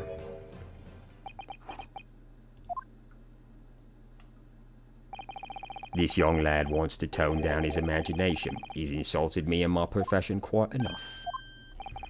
However, if it'll put the matter to bed and dispel any doubts, then I'll happily submit to a body search. What? I presume you're aware on the precipice on which you teeter now, my learned student friend. You've made a most serious accusation against Scotland Yard. If, following the search of the inspector's personal effects, no disc is found, you will be deemed unfit for court service. This trial will end, and my country's government will formally demand of yours that you are severely reprimanded. That sounds serious. Indeed. To have a visiting student make such defamatory remarks about our country's most senior police force is not something Her Majesty's government will be able to overlook. You're just threatening Runa because you're scared. The accusation is beyond serious. You must be prepared for grave consequences.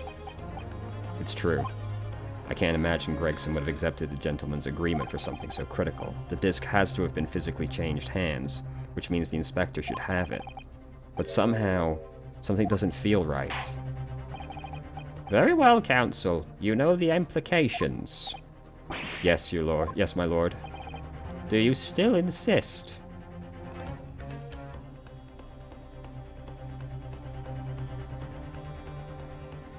Who else could have it?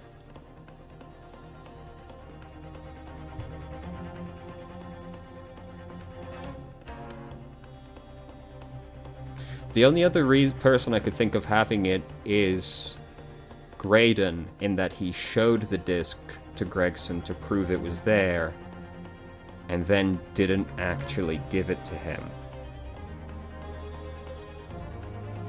but decided he would give it to him at the end of the trial. Gregson seemed to agree to that too easily. I don't think the disc is on him. But he wouldn't have accepted it without some knowledge that the disc was here, surely. I'm going to say to search Graydon.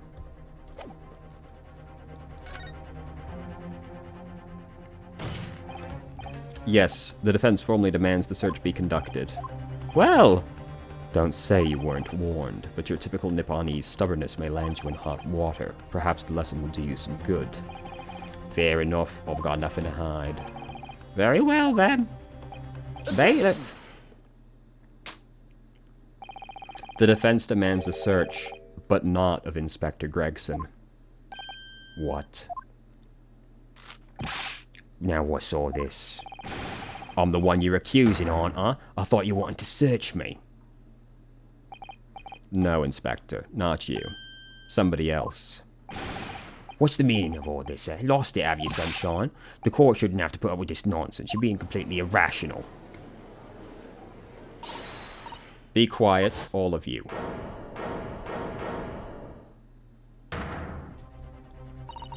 Runo's doing what you all told him to do and having the courage of his convictions, so you should respect that and listen to what he has to say in good faith. Because that's the British way. Well said, young lady. Indeed, this court is in awe of the defense counsel's conviction and eagerly awaits. You what? Don't be hasty, my lord. If I'm not mistaken about the things I've seen in court today, I'm fairly sure I know that disc has... Who has that disc at the moment? There's only one person it can be. Take that! Mr. Ashley Graydon, my lord. The defense demands he be searched at once. Very well. I presume you will not protest, Mr. Graydon? Au contraire.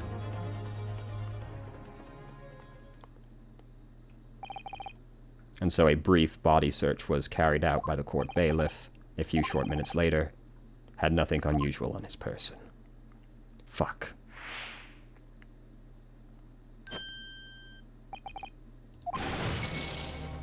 Well, that's me shown. Yep, yep, guilty. Alright. Get me out of here. Get me out of here. Get me out of here. Guilty.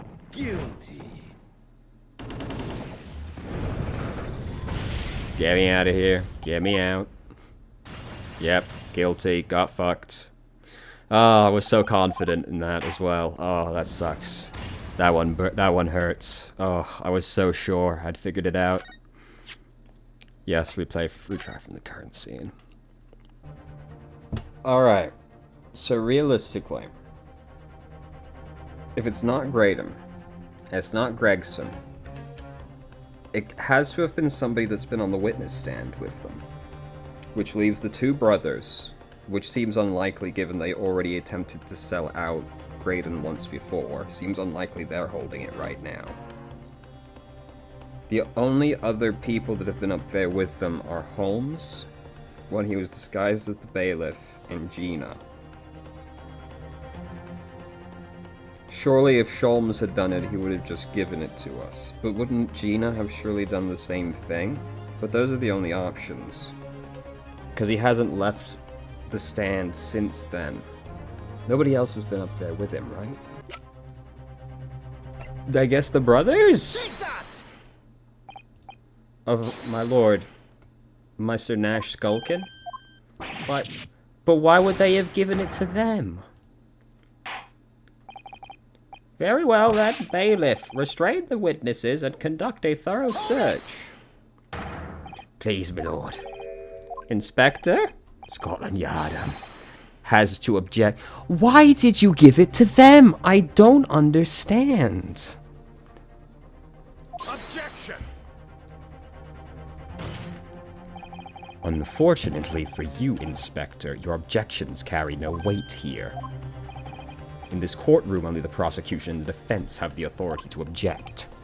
But Lord Van Zykes, I have no idea what forces are in play that might influence your actions. But personally, I have no intention of obstructing the course of this trial. Bailiff, carry out the search. why do you have the disc? Nothing about no disc. Why did they give it to you? Here, my lord, in the witness's pocket. I found this.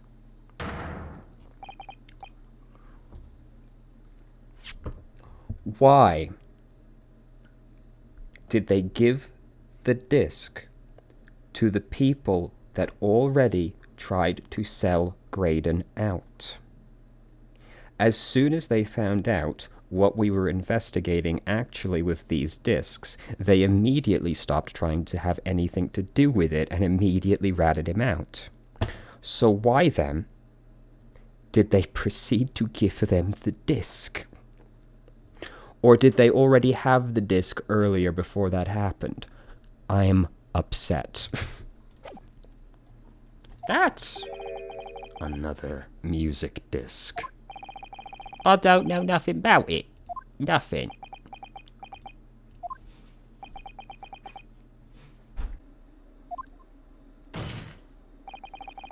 That is the second music box disc left behind by Magnus McGilded. Is it not, Inspector Gregson? Ugh. Ah. Order, order. Mr. Skulkin, what have you to say for yourself? I would like to know also. Gordon Bennett, Gordon Flaming Bennett. I swear I didn't know nothing about that disc, honest to God. Counsel, would you explain what is going on? The alleged deal that was struck was between this witness and this detective, no? Without question, my lord. Then, for pity's sake, why on earth was this man in possession of the disc? Inspector Gregson is a shrewd, calculating man who rarely loses his composure. But at one particular point in this trial, he exhibited some unusual behavior. Oh, I fucking grabbed him. I see. It wasn't really that he said anything. I don't recall. What unusual behavior? It was, yes, during my cross-examination of Mr. Graydon. Tell me, Mr. Graydon, when you left the pawnbrokery that night, was it by any chance with the second disc in your jacket pocket? I admit nothing of the sort. While Mr. Graydon answered my questions, the inspector appeared to have grabbed Nash Skulkin by the coat, and he was shaking him violently. Alright, it does make sense now. You got me. Forgot that happened. Yeah, he didn't know. Thought me noggin was gonna fall clean off. I was wishing I'd been born as me brother, I was. And what exactly happened to make the detective attack you like that? I ain't got a clue. He just suddenly turned around and grabbed me whistle like that, and he started shaking me. Why the blazes didn't you mention the third gun when we got you down the station? That's what he said. He yelled it right down my ear, all he did. Me head's still throbbing now. The way the detective behaved then was extremely out of character, but looking back now, it must have been then that he did it. That was the opportunity Inspector Gregson created for himself in order to hide the disc. Well, bless my wig, he hid it. You. But I'm afraid I fail to comprehend the motive. If the detective had acquired the disc he was after, why on earth would he then proceed to hide it? This is a court of law. He could have submitted the I mean, he didn't want to submit the first one. Why would he submit the second one? It would appear, my lord, that the inspector was not at liberty to do that. Why ever not? You are a tremendously stupid man. As the man himself revealed earlier, his current assignment had some special conditions. My orders were, recover the medium used to convey the secrets leaked from the ministry, and do it on the QT, strictly hush-hush. Hush-hush? A top-secret assignment, is it? As far as we're aware, the information stolen comes from confidential government communications. It would seem as if that information were to be revealed in court as evidence. It would be problematic. Does that sum up the situation, Inspector? I'm operating under direct orders from the ministry. I'm afraid I'm not at liberty to answer that question. So, realizing there was a chance that you may be searched here in court, you took steps to hide the disc you had acquired from the witness. Ah, does this mean? He only pretended to attack Skulkin in order to get close to him, to slip the second disc into his pocket. So it was all a pretense? Well now, Inspector Gregson, and you, Mr. Graydon. Are you prepared to admit to the accusation made against you of this alleged deal?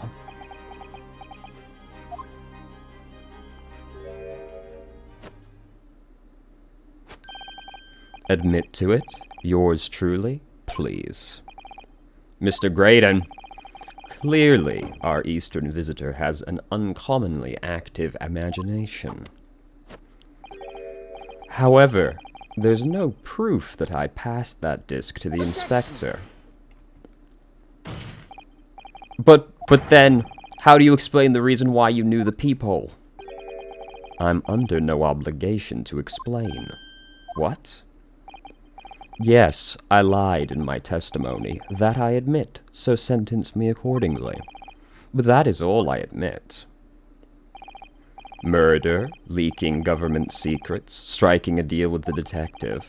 All of this is young Eastern man's fantasy. I have no idea what any of that is about. I mean, yeah, he probably wouldn't admit it, would he? No one ever does. You've always got to pry it out of them. Well, what about you then, Gregson? Do you admit to making a deal? Of course you won't. Ladies and gents of the jury, as a Scotland Yard inspector, I will declare this and nothing more. I am acting in the best interests of the country. Whatever I've done, it's been in the name of justice.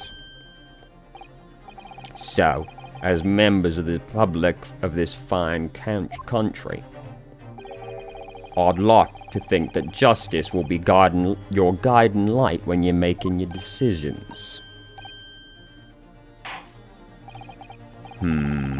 This is quite a quandary indeed. Rarely have I encountered such extraordinary tumultuousness in the concluding of a trial. Nevertheless, in the absence of any further evidence to be presented, I believe it is time that we put the matter to the jury for their final leanings. Well now, as a fellow servant of the Queen and country, I must say I sympathize with the old inspector. Yes, he's a dependable man, I'm quite sure. In service, one becomes a good judge of character. Even crossing your eyes doesn't help when it comes to looking at this case. It's all blurred to me. Well, as a fellow professional, I'd like to put my faith in the detective, really. Graydon is highly skilled operator. Stop. Currently in present of idle. Stop. Detective has very much trust in eyes. More than this, I cannot say. I don't believe it. These 6 jurors, they're gonna believe Gregson? If they declare their decision now, is Ginny gonna be found guilty? If I don't manage to produce some definitive evidence right now, then we're going to lose. Either some proof Graydon killed Windybank or stole those secrets, or some evidence to force Gregson into admitting he struck a deal with the witness. Well then, counsel, I think it's time I imposed on the jurors to declare their final decisions, no? That is, unless you have some compelling evidence you have thus far not presented. If I let the judge call on the jurors to announce their leanings, Gino will be found guilty. So there's no choice then, Runo. You have to throw some more evidence. This is it now. It all comes down to this. Who do I present evidence against? Gregson or Graydon? What are we gonna present that proves the deal? Nothing we have seen so far gave it away. So we know Graydon was in the pawnbroker at that night. And we know that he was shot by Windybank. And he shot Windybank as well. He was not able to look through the peephole. But then how did no.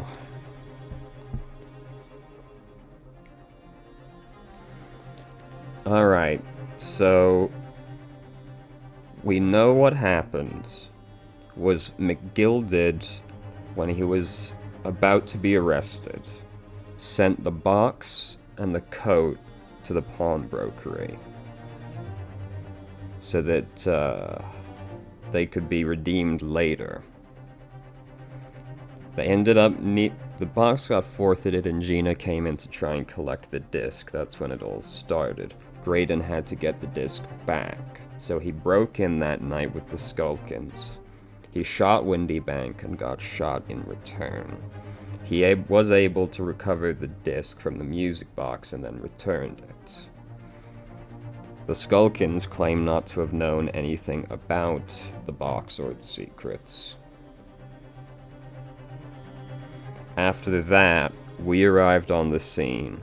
We chased after the criminals. While we were away, Susato punched the peephole in the door, meaning that Graydon couldn't have possibly looked through it because it wasn't there before. After that, we went through that whole palaver to get Graydon here, and then Gregson made a deal with him on the stand. He got the disc from Graydon and then planted it on the Skulkin. What evidence do we have that proves Gregson needed to hide that? Or what can we show to prove that Graydon killed Windybank that we haven't already shown as evidence? Or if we have, what way can we look at it differently? We can't prove the deal was struck, right? How would we be able to prove that? We'd need some sort of indication that the evidence was handed off either physically or by something that was said that couldn't possibly been interpreted any other way. We don't have anything that shows the handoff because it happened in the courtroom. Which means it's going to be really hard to prove that Gregson handed it off after making the deal. What could possibly give that away?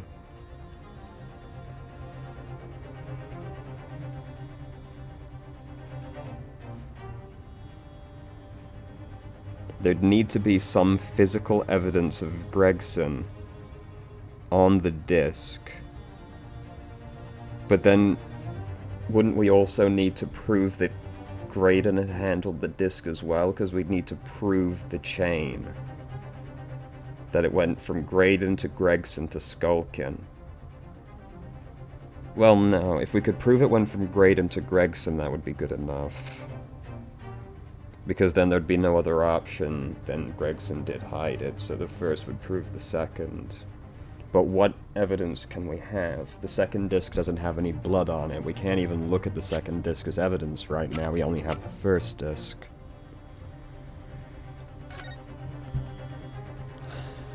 The first disc only has evidence Graydon touched it, but we know Gregson confiscated it anyway. So there's surely no other way to prove it.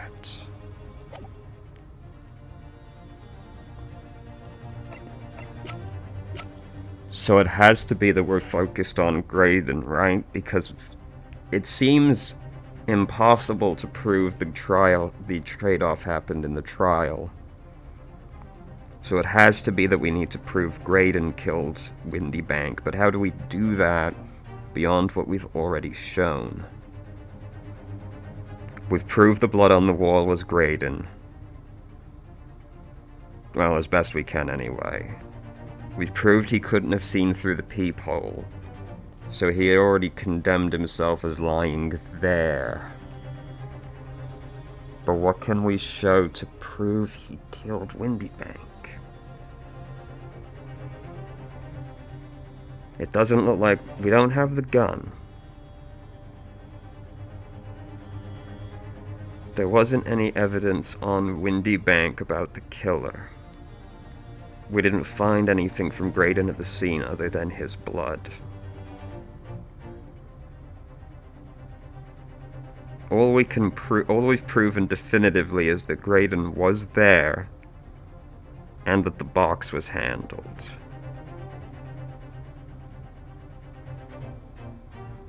How do we go the last step to prove Graydon killed Windy Bank?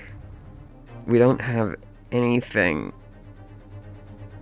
overtly criminal to show that Gregson did.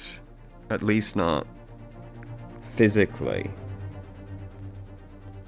So could we even force him to submit the information with something else? I don't see what we could do. It has to be Graydon that we're focused on. Mr. Graydon, there is one final piece of evidence I would like you to see. You misguided fool. Whatever you intend to show me, you'll be wasting your time. I have nothing left to lose. I assure you I will admit to nothing. This is my last chance. It looks like I'm gonna have to force his hand here. One final piece of evidence to get him to admit to the deal he clearly struck on the stand. Still actually trying to prove that then, huh? I thought this was more about trying to prove when he killed Windy Bank, so it comes back to proving the deal was made regardless. Maybe it would have been to present the music box to Gregson under the pretense that we would be about to play both discs together. That might have been it. But I've already chosen Graydon. Guess I'll present it to him. It's gonna work on Graydon as well. Oh my god. Fantastic news.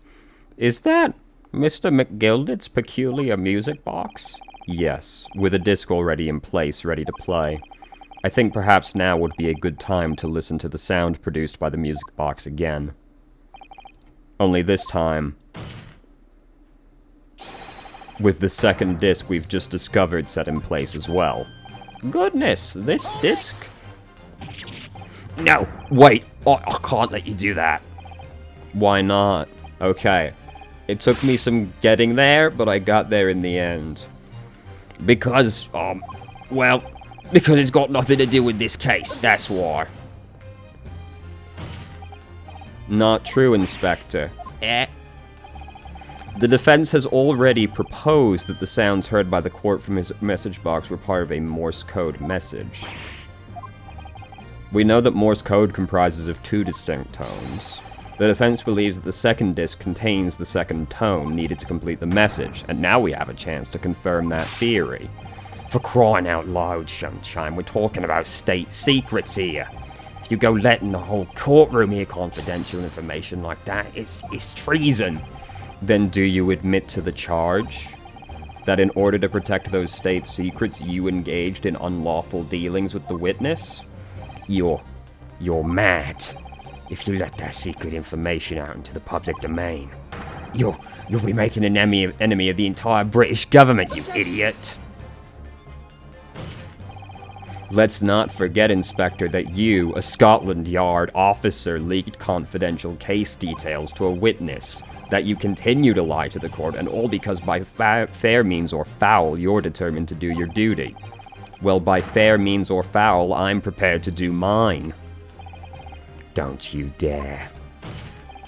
I will stop at nothing to protect my client. I don't care who I'm making an enemy of.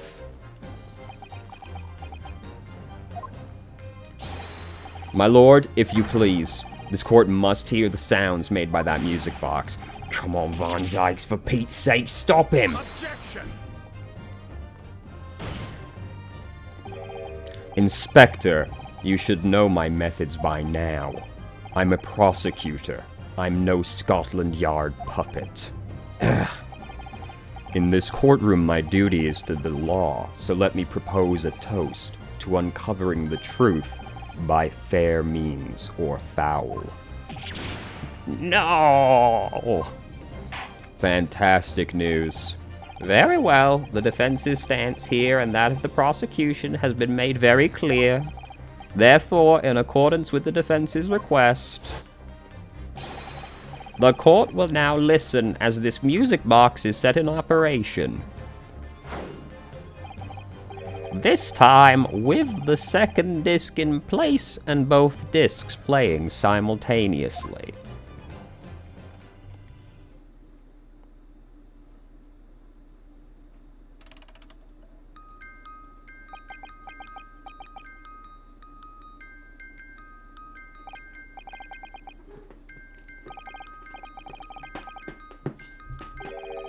It's Morse Code. Hello, my son. Alright, I admit it, whatever you want, but for the love of God, shut that bloomin' box up. As soon as the cat arrives, he leaves just like that.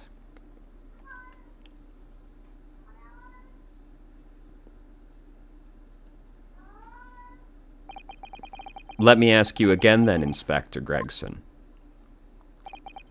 Did you, or did you not, strike a deal with the witness next to you in the stand, Mr. Ashley Graydon? Specifically, did you furnish the witness with confidential case details in exchange for this music box disc? Did you reveal the existence of the peephole in the pawnbroker's storeroom, Inspector? I did. Stop! What are you doing? It's all exactly like the young Eastern lawyer said, when the trial resumed after the recess and we were stood here in the stand together. That's when he approached me with a deal. Shut up, you imbecile! Shut up! Psst, you there. You're the detective who turned up at the pawnbrokery the other day, aren't you? I may have something you're looking for, Inspector, with me at this very moment. So how about a trade I suggest you accept, or information that may make certain individuals uncomfortable will soon become very public indeed. I couldn't let that information become public knowledge, not under any circumstances. So I accepted the young man's proposal and told him details about the case that should have put him in the clear. The peephole in the storeroom door, and the bloodstains on the overcoat. By giving false testimony, this witness intended to have the defendant wrongly accused of murder. Inspector, you knew that, yet you still revealed details to facilitate the witness's perjury. I did, but then it turned out the peephole was only made that night after the incident took place. Scotland Yard wasn't aware of that, if I'm perfectly honest. Well, Mr. Graydon, what do you have to say for yourself? Ugh. There's nothing and no one left for you to hide behind. You struck a deal with the inspector in order to escape conviction of a very serious crime, namely this. You are the third intruder who broke into the pawnbrokery on the night in question. And you perpetrated the murder of the proprietor, Mr. Pop Windybank. You. Oh my. Traitor!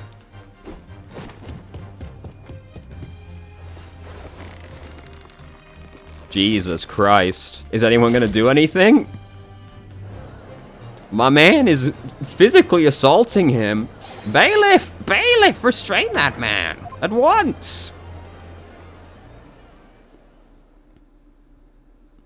Jesus Christ. That's it then. It's all over.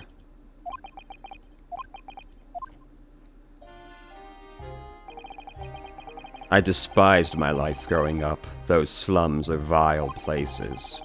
I was cursed from birth, cursed into poverty, the son of a penniless artisan. My parents did nothing but quarrel all day long. What little money they had was never spent on me.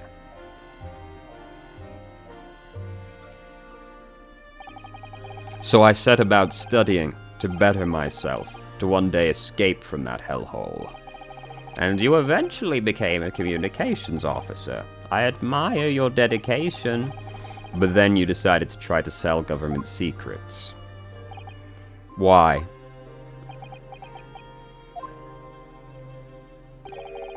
Isn't it obvious? Because I wanted money. Even now, years later, the nightmares of my life in the slums wake me in the small hours. I wanted to drown them out with more money than anyone who lived in that squalor could ever imagine. Then one day I met him. Mr. Magnus McGilded. You're a fiend with a queer talent, I tell you. I've got money to throw you away if you're interested. All you need do is go along with me little plan now. I was to steal the ministry's telegraphic messages, and McGilded would buy them for a handsome sum. As I was responsible for inspections of the ministry's communication office, it was a simple enough task. The lure of the devil's offerings, how easy it is to succumb. But you must surely have realized the seriousness of the crime you were committing. And for that reason, I took great lengths to ensure my actions were untraceable. By using the music box. My father was a brickmaker, though my mother divorced him when I was still a child. Yes, Mr. Mason Milverton. That's right. He was very skilled with his hands. He'd once been a music box maker's apprentice. I imagined his skills would be sufficient to create a machine that could generate Morse Code. So I sought out my father again to employ his services. It was the first time I'd seen him since I left the slums some 10 years earlier.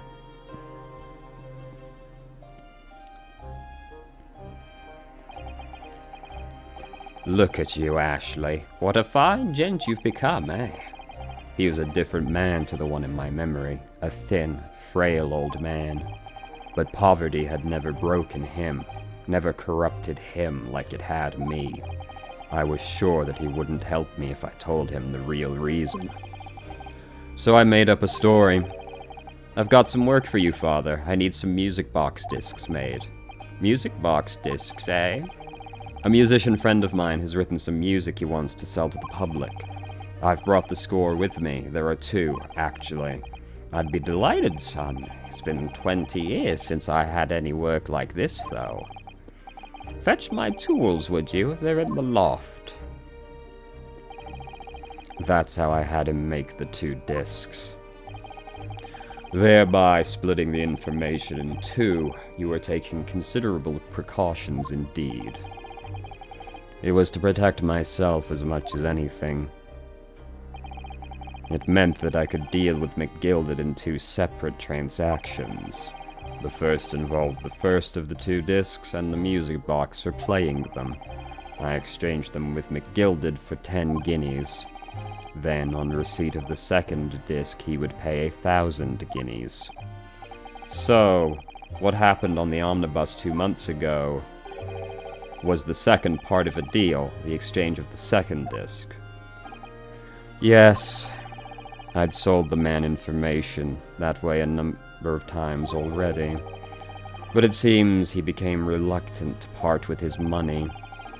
But that doesn't quite make sense, Mr. Graydon, for why was it that on the omnibus 2 months ago, your father, Mr. Milverton, was the one dealing with McGilded and not yourself? When I received the 1,000 guineas after my first completed dealings with McGilded, I decided to give 200 to my father for his troubles. But my father realized something was amiss. In time, he worked out that I must be involved in something dubious. And when he did, he said to me, "Next time there's an exchange, you'll let your old man do it, understand? Otherwise, I won't take your money anymore."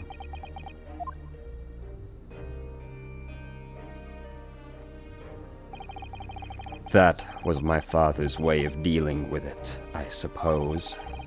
Climb into the omnibus, hand over the second disc, and take the money from McGilded. That's it. He had no idea what was actually on the discs I'd asked him to make. He never knew. Just like I'll never know why everything went so horribly wrong that night. All I know is that the disc was taken from him, and he never returned home.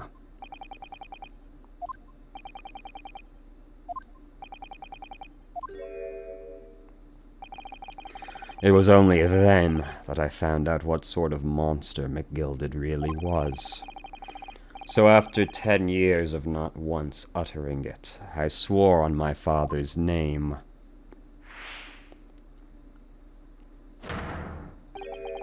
to exact revenge. Revenge? So you did it. As anyone with even the remotest knowledge of the man will no doubt be able to imagine, McGilded brought all his wealth and influence to bear in the most despicable of ways. To crush any semblance of justice in his trial. The crime scene was tampered with, evidence was fixed, and witnesses were bribed. That trial 2 months ago was a farce from start to finish. My feet had barely touched British soil back then, and I walked into that hornet's nest, completely unaware of the sinister background to it all. I'd made plenty of money out of my dealings with McGilded by then, so I spared nothing in my arrangements 2 months ago. I knew exactly who to hire. If you're willing to pay the price, there are people in this city willing to do anything you ask. McGilded himself had shown me that.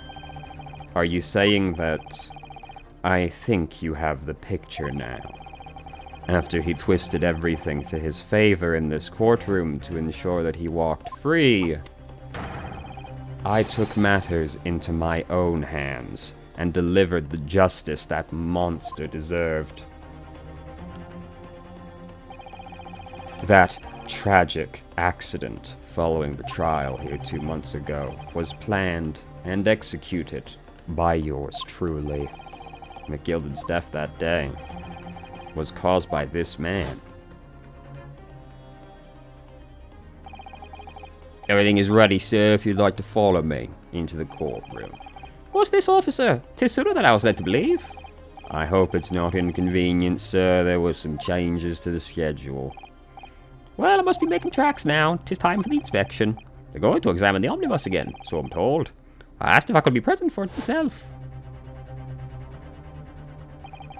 So that policeman who came to tell McGilded he could examine the omnibus. That's right, an imposter, hired by me. McGilded used his wealth to manipulate the trial. He paid people to adulterate the omnibus with all manner of false evidence. He threatened witnesses to lie in their testimony.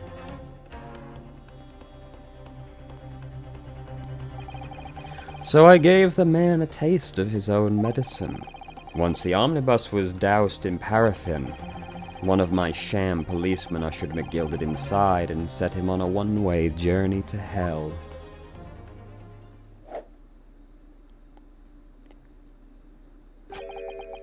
An eye for an eye. That's how I avenged my father's death. A spine-chilling account indeed. But that wasn't the end of it for me. There was a loose end, you see. A loose end? Yes, I should think it's obvious. The second disc, which my father had taken to exchange with McGilded. Ah, yes. There was indeed no mention it in the man's trial 2 months ago. Clearly because it had been removed from the scene of the crime.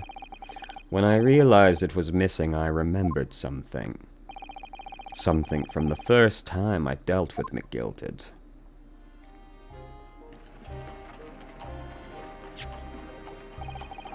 This is the first of the 2 discs, and the music box you need to play them. Well, look at that now. What an ingenious little invention. So then, as promised, 10 guineas for you, young man. What's this? Windy Bank's pawnbrokery. Aye, 'tis a pawnbroker's ticket, so it is. You can use it to redeem an article I've deposited there for you. There's no need to give a name. Just hand over the ticket and tell the fiend the watchword. I've put a jewel in pawn for ye. It'll fetch a good 10 guineas if ye sell it, so it will. I've never heard of a pawnbrokery being used in quite that way before. Have you not, Mr. Graydon? London's pawnbrokeries are very useless places, you know. Each one is an extremely secure vault.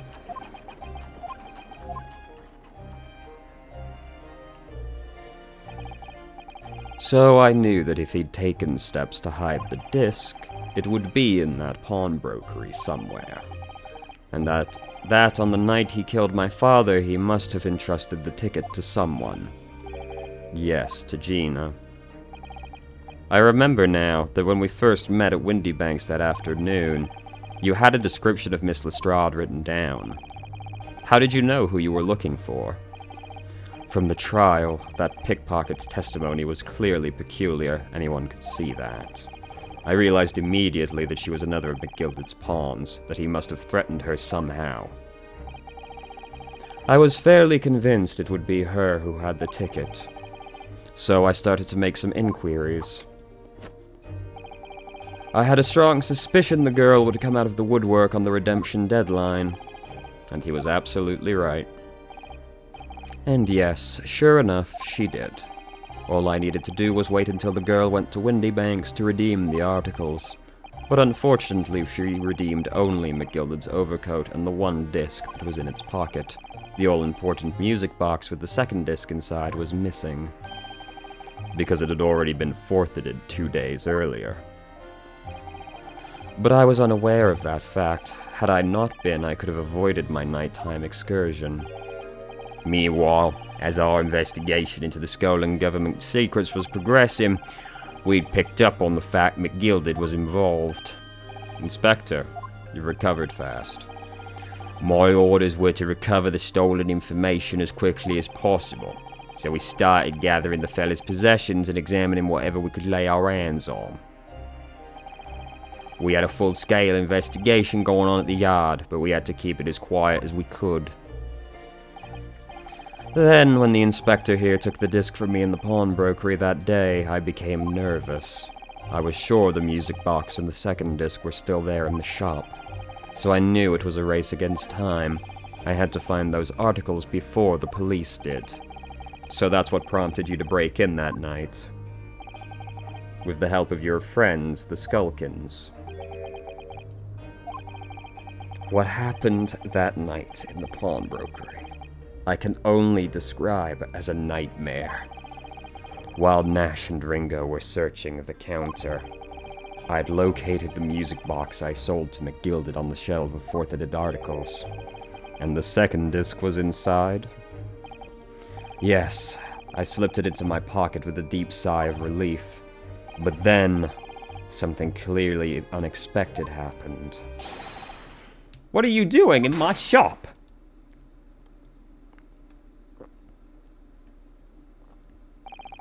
A gunshot rang out in the shop and I felt a sharp pain in my left arm. The broker fired his gun and the bullet pierced your limb. Yes, exactly. But unfortunately, I'd decided to bring my own gun with me that night, just in case.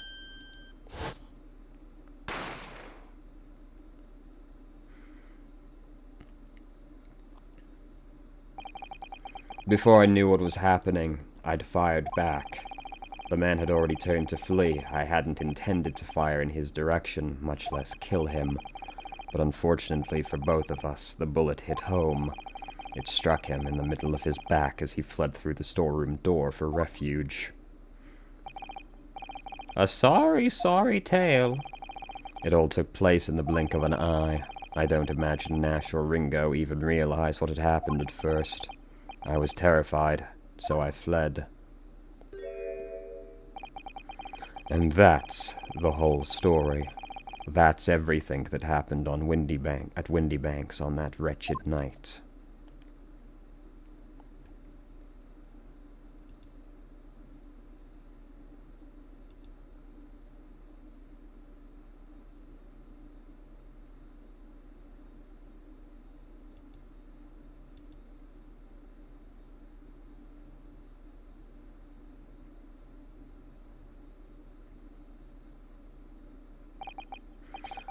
Earlier, you called McGilded a monster. A man who used his wealth and influence to distort the facts and escape justice for the crime of murder. What tragic irony. For what you have done is exactly the same.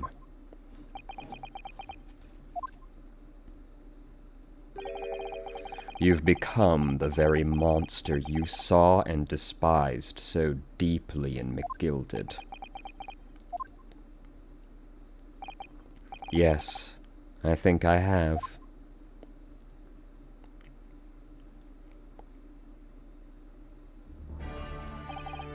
Well, this has been a long and exhausting trial. However, it would seem that at last we have arrived at the truth. Inspector Gregson, what of Mr. Ashley Graydon? He's been restrained, my lord, and is being escorted to the yard. He'll be charged with the murder of Mr. Windybank and the stealing of government secrets. Very good. And you, Inspector, regrettably you will have to face charges yourself. Yes, my lord, of course. It transpires that you were complicit in helping a criminal escape justice. That fact remains whether or not you were doing so in the line of duty. The crime is a serious one, Inspector, and inexcusable. Now to the defendant, Miss Gina Lestrade. Oh, yeah. It is time for the final adjudication. Is the jury ready, Mr. Foreman? Yes, sir. Gary Squadron standing by, sir. This is really it now. The last push, the final call, the finishing whistle. My men are ready to deliver their verdicts. Thank you, Mr. Foreman. Very well, ladies and gentlemen of the jury. You will now declare your final decisions to the court. Not guilty. Not guilty. Not guilty. Not guilty. Not guilty.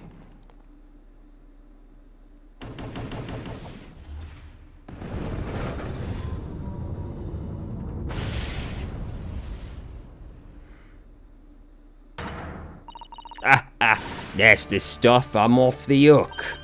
Finally, Runa, you finally managed to do it. Finally is the word. I wasn't really sure if we'd come out on top for a while there. Susie was right. You're the best lawyer in the world. Miss Lestrade, I am not finished with you yet. Eh? What you look at me like that for?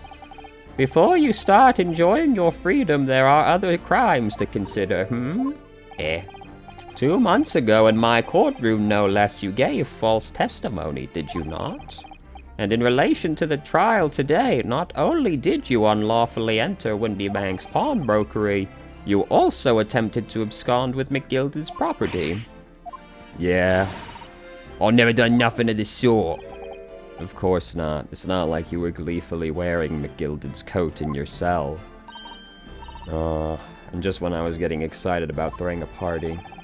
And turning our attention to the defense, determining that, when played together, the music box contained a message in Morse code was, well, it was certainly a most unexpected revelation, counsel.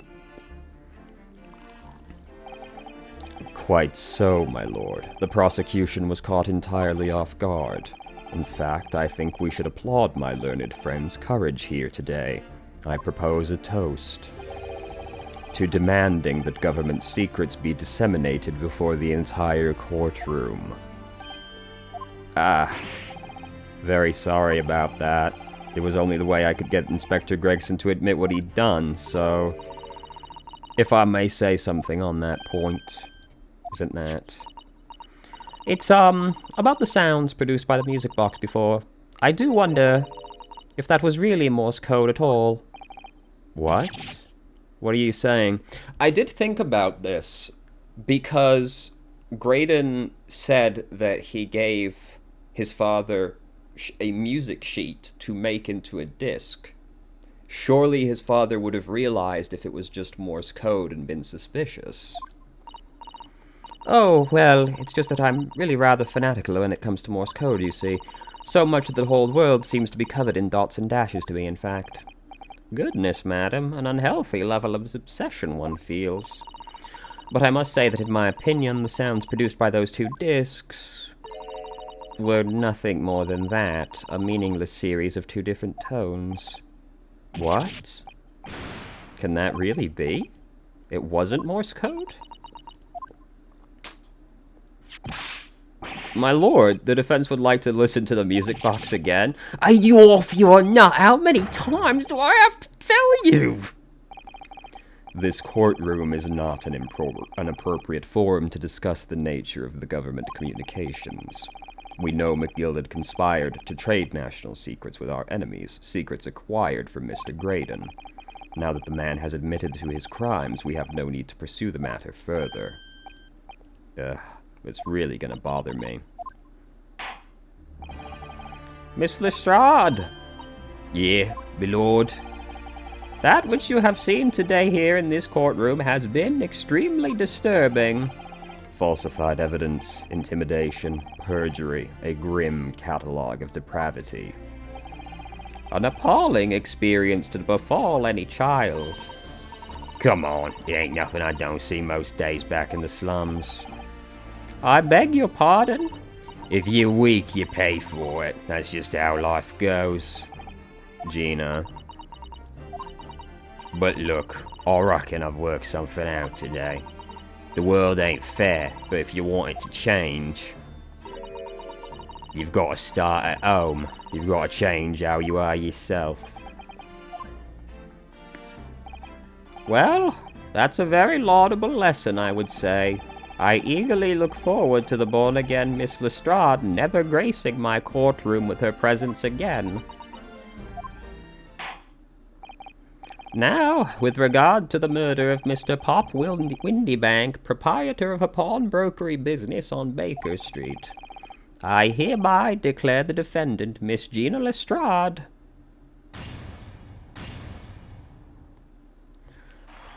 We did it, lads. We finally saved the city. The whole music box business was a disaster. Fuck that whole music box. Now it's not even Morse code? Come on, what the fuck? That is all. Court is adjourned.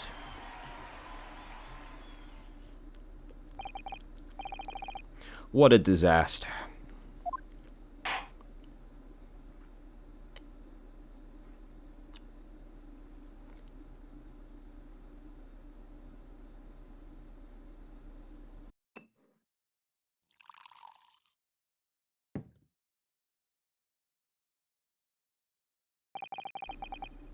On a personal note, I must say you've surprised me, my Far Eastern friend. Oh. Despite being a Nipponese, you saw through the pretense to the malice that festered within that Englishman, and at the same time saw through the grime to the surprising heart of your English client. You have a curious talent for judging character, especially considering our very different cultures. I don't think there's anything curious about it. Whether we're from the Empire of Great Britain or the Empire of Japan, we're all human beings. We're not so different on the inside. You know, I took this case for one very simple reason. To lock swords with you once again here in the courtroom. You did? When I encountered you for the first time 2 months ago, it reminded me of toasting friendship and trust with another Nipponese, only to find my trust betrayed. Through you, I'd hoped to look into the eyes of the man I once knew and try to understand. What happened? You mentioned something similar earlier today, about total betrayal at the hands of the Japanese. What happened exactly? Well, you may ask. And one day, when the time comes, you will learn the answer, whether you like it or not. All right, then I'll wait for that day if I must.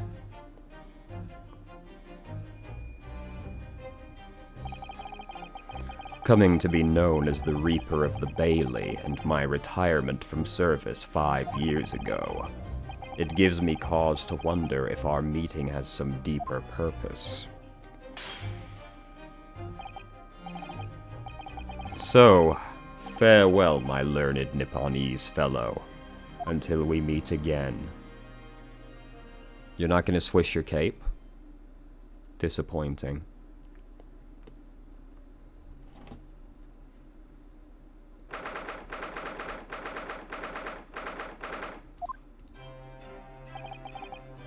It's done. It's over at last. But where's Iris disappeared to? Ah! Congratulations, Gina. I knew it all along. I knew that you were innocent. Well, you did what you said, Mr. Naruhodo. You believed in me right up to the end. You're as odd as your name. What's odd about it? I told you I'd had faith in you, didn't I? No one's ever has before, see? Kept a promise, I mean. Properly. That's awful. I figured something out today. All my life, growing up in the slums, I've never trusted no one. But that's just 'cause I've been scared of being stabbed in the back. I mean, the more you trust someone, the more it hurts when they let you down. Yes, I think I can understand that. After all, I had a taste of that in that trial 2 months ago. I chose to trust someone and paid for it. That betrayal left a big scar. You know though, Gina, I worked something out quite recently too. Trusting in someone else is really an exercise in learning to trust yourself. And when your gut tells you it's the right thing to do, and your trust is rewarded, there's no better feeling in the world. I think I have you to thank for reminding me of that valuable lesson. Oh, well, if you say so. Don't make a fat lot of sense to me, though. I'm trying to say that putting my faith in you, Gina, has been a real pleasure. For crying out loud, pack it in. But I suppose I sort of feel the same way. I mean, sometimes trusting someone else is, you know, alright. Thanks. This is the way I see it, Ryunosuke. A defense lawyer is only as good as his faith in his client. And that comes down to how much faith he has in himself. After this experience, I'm starting to feel like I understand what you mean. Kazuma, am I living up to your expectations? Am I turning out to be the lawyer you believed I could be? Pardon the interruption. But what the deuce does a man have to do to be noticed around here, my dear fellow? That voice. It's too late for that voice now, Mr. Naruhodo. I've been standing here patiently in the corner of the room for an eternity. Haha, yes, it was me all along, I would have said when you finally noticed me. But you people with your incessant babbling. Yeah, Mrs. Sholmes. Ah ha ha, yes, it was me all along, you see.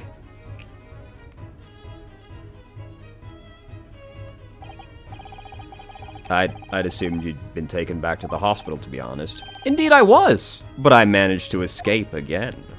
Oh. I happen to be aware of one or two foibles of the doctor who was tending to me.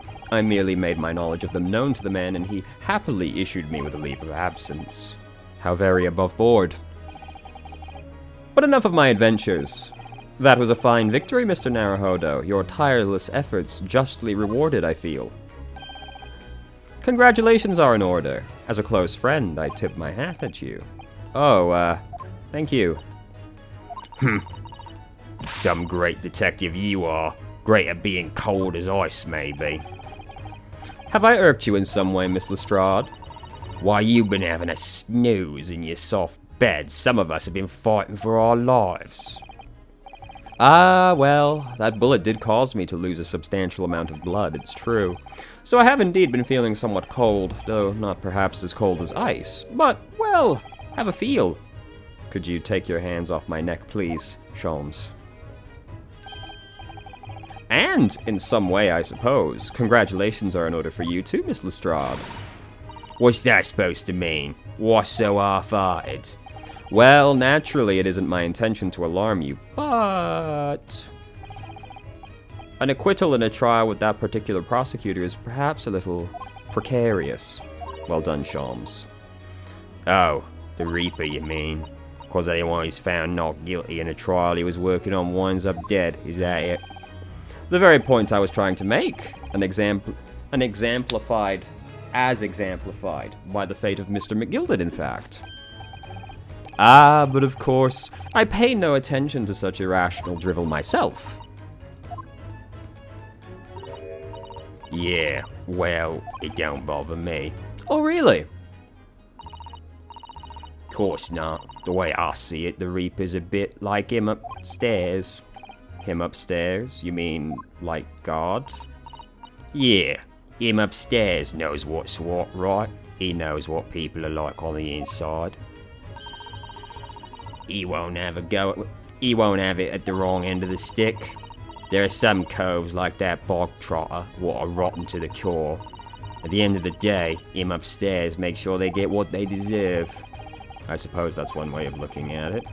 Divine justice is one thing, though. The Reaper taking matters into his own hands and claiming lives is another. Well, I ain't like the McGildeds of this world, so I ain't scared. I've got principles, see? A trait in which is to be admired, Miss Lestrade. Oi, just give it a rest, alright? As I was saying, congratulations are in order. The news of your acquittal was very welcome news to me indeed. Let me express my heartfelt congratulations, Gina. Well, there you are, Hurley. How long have you been here? Honestly, I went to the main entrance especially to meet you there.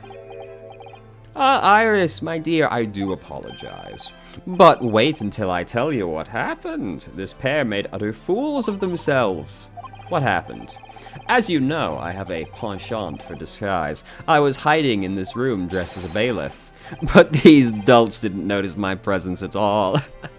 They had no idea. Can you imagine, Iris? Would you credit it?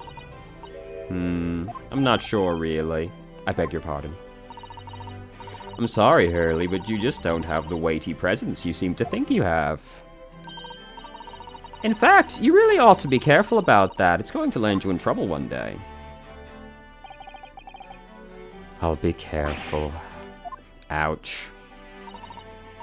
Anyway, it's such a shame.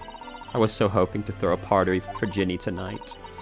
But you won't be able to come, will you?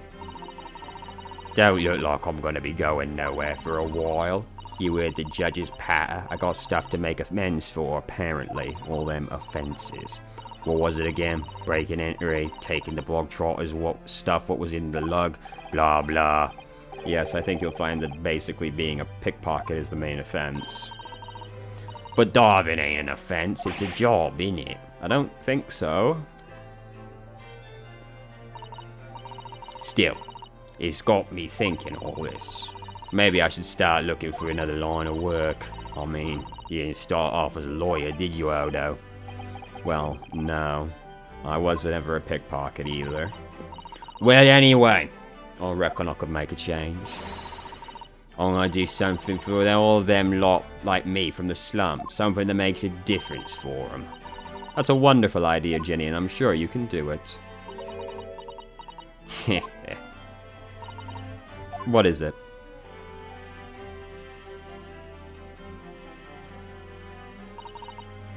Nothing.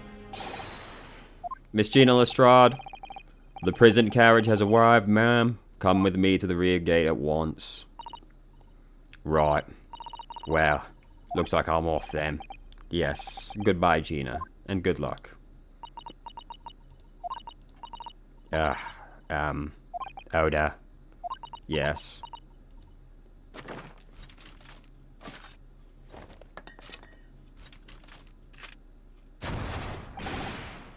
Ah, what was that for?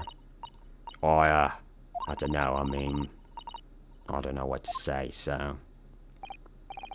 Ah, indeed.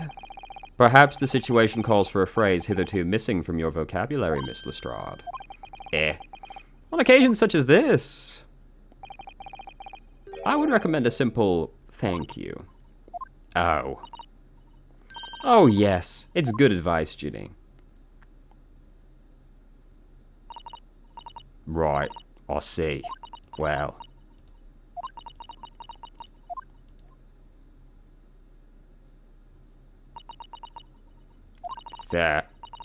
Thanks, Oda.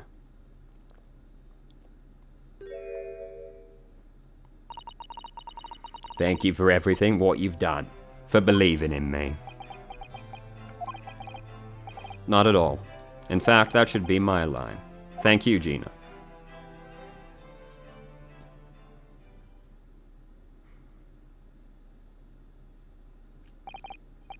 Well, there she goes. I wonder if I'll ever see her again. Well, well, quite the indomitable pick purse. Oh, I nearly forgot. I brought a paper outside. It's a special edition, and this trial is all over the front page. Pickpocket's innocence proven. Isn't it wonderful? You should have shown it to Gina, Iris. She would have been thrilled. Oh no, how silly of me. But anyway, would you like the good news or the bad news? Ugh, not again. Well, what do you say, Bruno? Hurley? As usual, I'd rather get the bad out of the way. Absolutely not. I have no intention of listening to anything but good news. And there you have it. How people answer that says a lot about them, doesn't it? Let's not go there. Alright then, maybe let's start with the good news this time. The rain has finally stopped. It was a record level of rainfall, apparently. Well, that is good news indeed. We can journey back in greater comfort. Alright then, what's the bad news? The huge storm has left the seas very choppy. The channel in particular is awful, so sailing out of Dover has been delayed by a day or more. Wait, Dover? That's right. If we head to the station immediately, we may still make it in time to wave Susie off. But there won't be a train, surely. We couldn't be that lucky. Who do you think I am, Mr. Naruhodo? Mr. Sholmes? I rushed to Victoria Station earlier and made arrangements for a special express. If we hurry now, we shall be there in time for dinner. And I know of a fine restaurant that serves the most delicious baked sole. I don't... The great detective does it again. Indeed he does. I happen to be aware of a number of the rail transport director's foibles. What? I merely made my knowledge of them known to the man, and he happily laid on the locomotive. Elementary. Just an idea, but it might be wise to stop manipulating people that way. What are we waiting for then? To London, Victoria.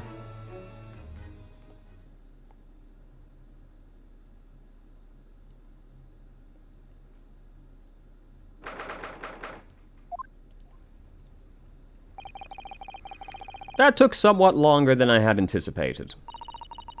Susie's boat must be about to leave now. Miss Sato, where are you? Well, there she is. Over there. Look. It looks like she's reading something. Hold it! Mr. Sato, wait. What are you doing?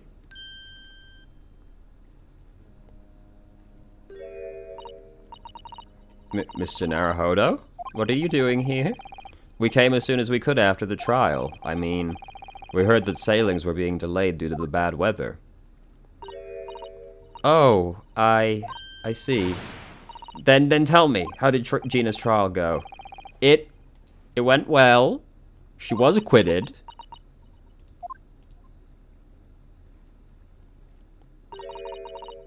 That's wonderful. Really wonderful news.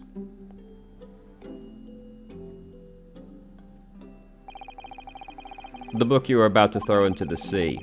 It was your Encyclopedia of British Law, wasn't it? Oh dear, I was hoping you hadn't seen that.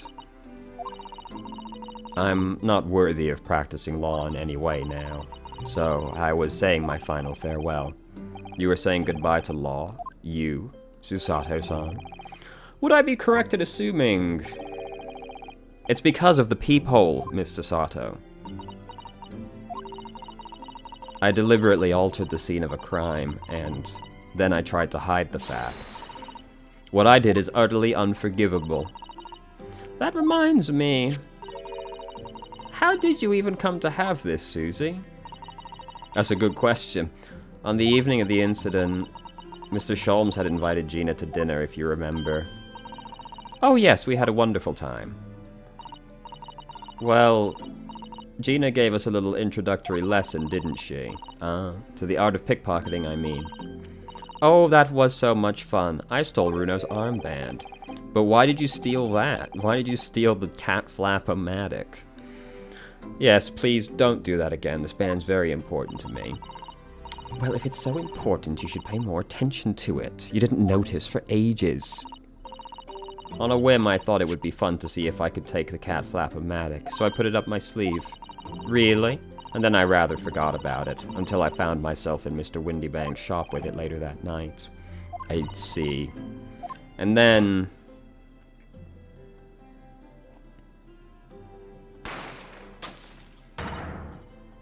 Ah! Mr. Sholmes. Mr. Sholmes. Leave me, Naruhodo. Right.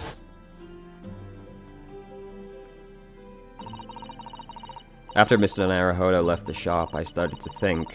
That door started to play on my mind. The storeroom door, you mean?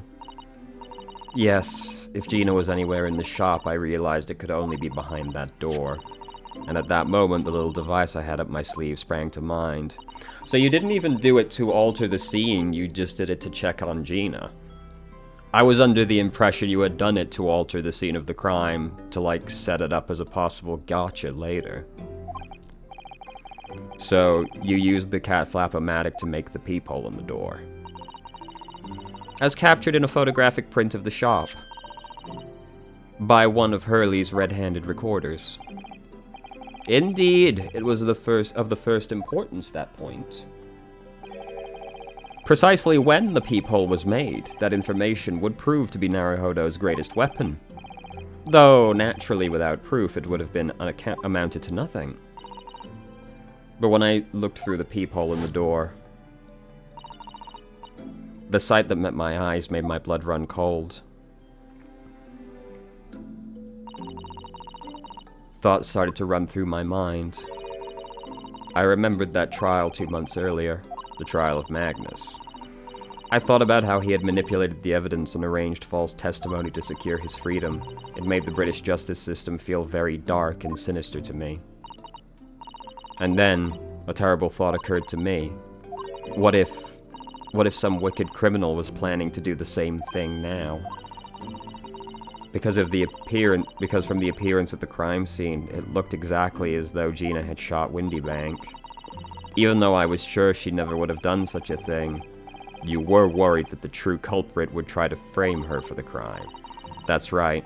But then I realized it would be very difficult for anyone to give false testimony in this case. What do you mean? Well, the crime appeared to have happened behind the door of a locked room. For someone to claim falsely to have witnessed it, there would have to be a way to see beyond the door. Ah, so it was, but you still did it to check on them. But then you also were like, afterwards, thought about this. I mean, whatever, who cares? For which a peephole would be the very thing.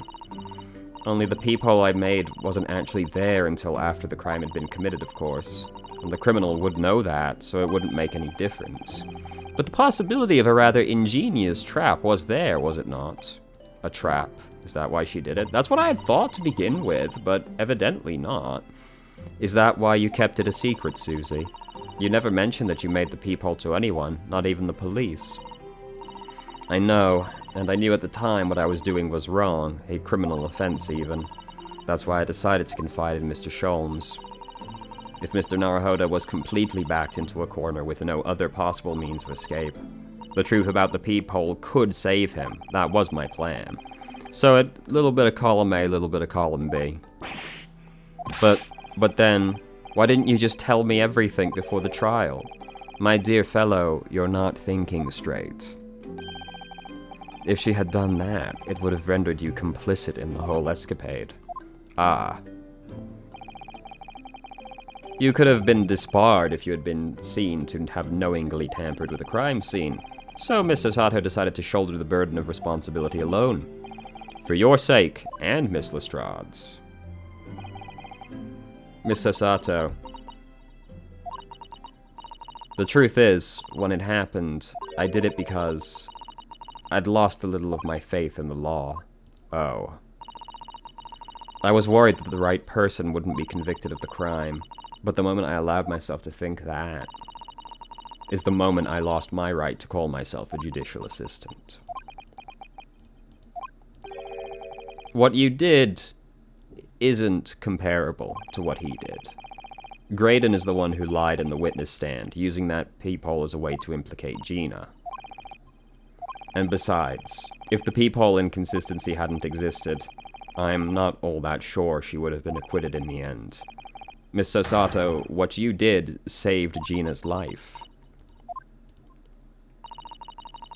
Well, with your kind words, Mr. Naruhodo, you've saved me, too, from my regrets.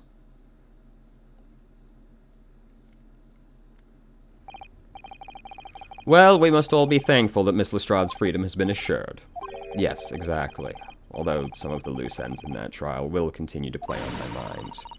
But the revelation that the music box contained secret messages. What a triumph to work that out. I'm full of admiration. Well, actually, that argument wasn't as compelling as I thought it was. It wasn't? There was a communication officer among the jury, you see, a telegraph operator, and she said that the majority of the sounds on the disc were just meaningless tones. As one would expect, after all, we are talking about... You know what I just realized? Maybe it wasn't that. Maybe his father took the wrong discs. Maybe he just made 2 discs up so that he could try and, like, trick McGilded and Graydon into something. Maybe. No doubt they were written in cipher to avoid being readily understood should they have been intercepted. In cipher? I mean... I guess so.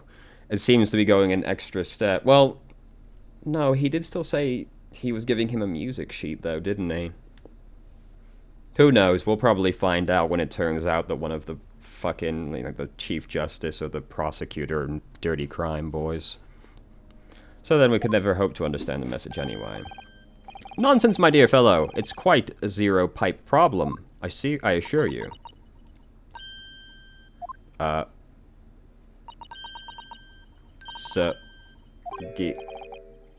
What? Well, that can't be a real word, can it? How funny. Wait, Iris, what did you just say? Oh, I just said asogi. Does that word mean something to you? Mean something. Asogi was the name of my best friend. What? But how? How did you know that? I wrote it down during the trial before, when the message was playing on the music box. Oh, so it was a message. Alright. Damn, I thought I had something with that one as well. She transcribed on the fly. She really is a genius. I thought the message probably wouldn't be written out in plain Morse code, so I tried various ways to interpret it, but whatever I tried, the words just didn't seem to make any sense. That is, in English at least. Oh. It suddenly occurred to me, you see, there's more than one Morse code, not just the English variety. Various countries in the world have altered and added to Morse code to use in their own languages. I don't believe it. Are you saying...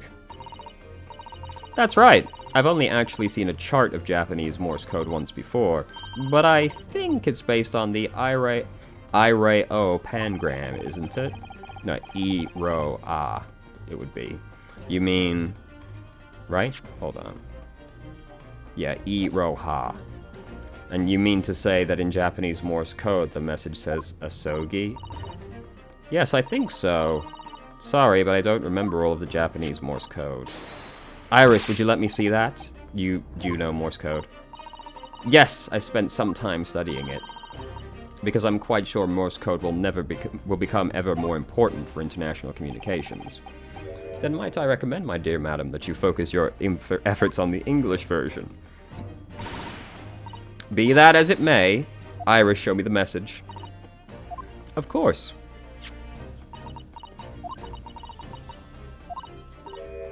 But what can this possibly mean? Whatever is in that long sequence of supposedly meaningless dots and dashes made the color drain from Sasato-san's face. There's no doubt this message is written in Japanese Morse code, so the British Empire has been using Japanese for its secret communications. I don't understand the reason why, but the message appears to be a list of 4 people's names. 4 names. The first is Kei Asogi, Kazuma Asogi. Why is his name on the disc? Second is A. Shin. Shin. Don't recognize that name. The third is T. Gregson?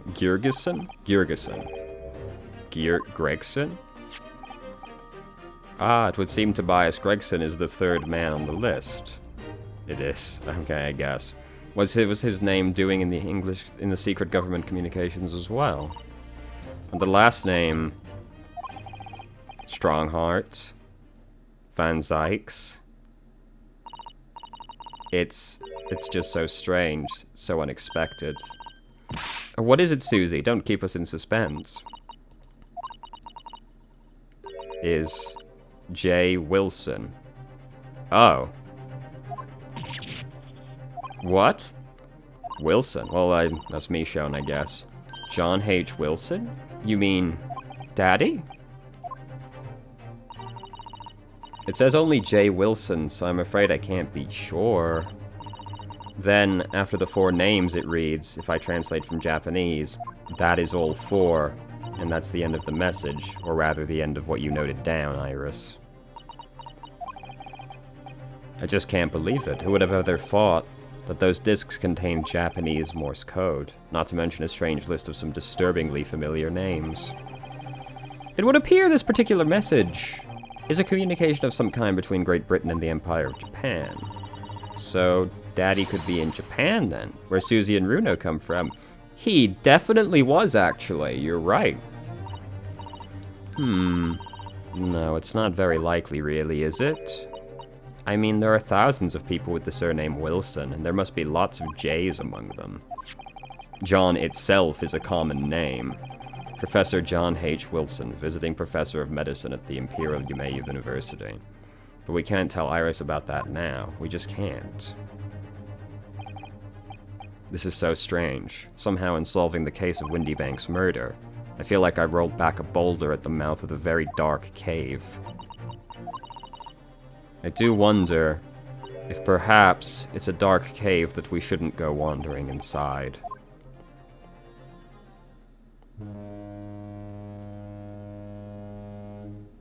That's a honker, all right. Oh dear, the ship is going to set sail soon. Yes, it seems so. I'll sail on that steamship to the port of Dunkirk in France. Then I'll change onto a larger passenger vessel bound for Japan. You're really going then, Susie? We wish you a safe passage, Miss Sasato. Thank you so much. I wish all of you the very best. Miss Sasato, I had hoped to have you always at my side, to guide me and support me. Mr. Naruhodo, please, come back soon. As far as I'm concerned, you really are the best judicial assistant in the world. I'm quite sure I'll be back before you know it. Really, Susie? Oh, now don't forget, Iris, I made you a promise I've yet to fulfill. A promise? About your manuscript. Ah. Oh yes, the Hound of the Baskervilles. Well, I'll be waiting for you then, Susie. A promise is a promise. Definitely, Iris.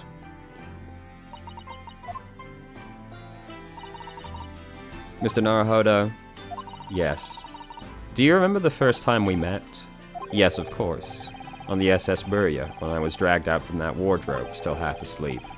If I remember rightly, you threw me halfway across the cabin with a Sasato takedown. You know very well what I'm talking about after that. Strange, but being thrown together as we were in that case, I somehow felt straight away that you were the perfect person to continue Kazuma-sama's great legacy, Miss Sasato. And my instincts were right. I really want to believe, no, I'm sure that.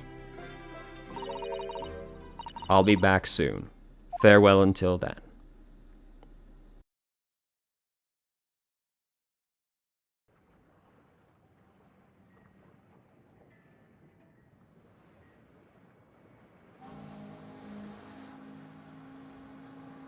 Somehow we seem to have come to the end of the adventures of Ryunosuke Naruhodo. Or the first volume, at least. Looking back now, it feels as though fate has led me on this journey.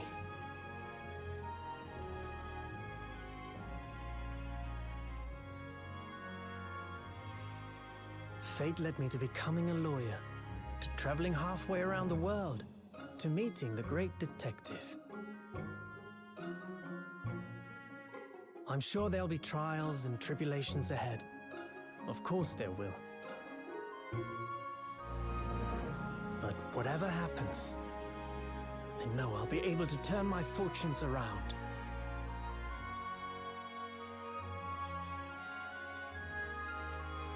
After all,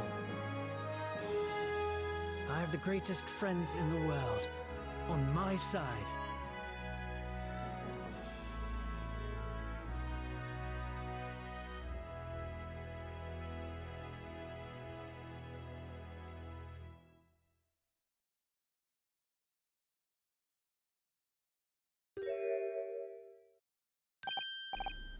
Yes, Mr. Naruhodo. Yes, Mr. Sholmes. I have some rather awkward news. The railway company has decided to sue over the specialist express train, apparently. Huh? It caused such a commotion on the line, all the other trains had to wait at stations. But really, we never would have made it to Dover in time otherwise.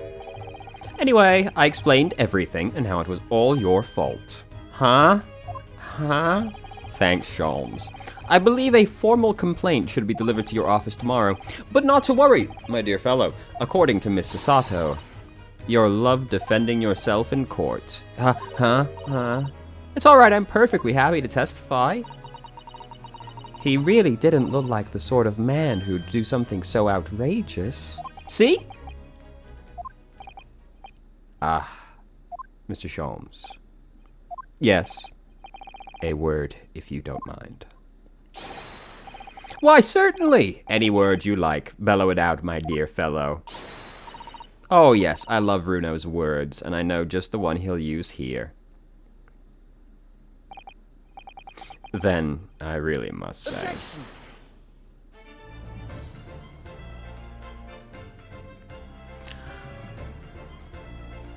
Alright, we did it. But we're gonna go straight on to Chapter 2 after the credits finish playing. So, we'll be right back.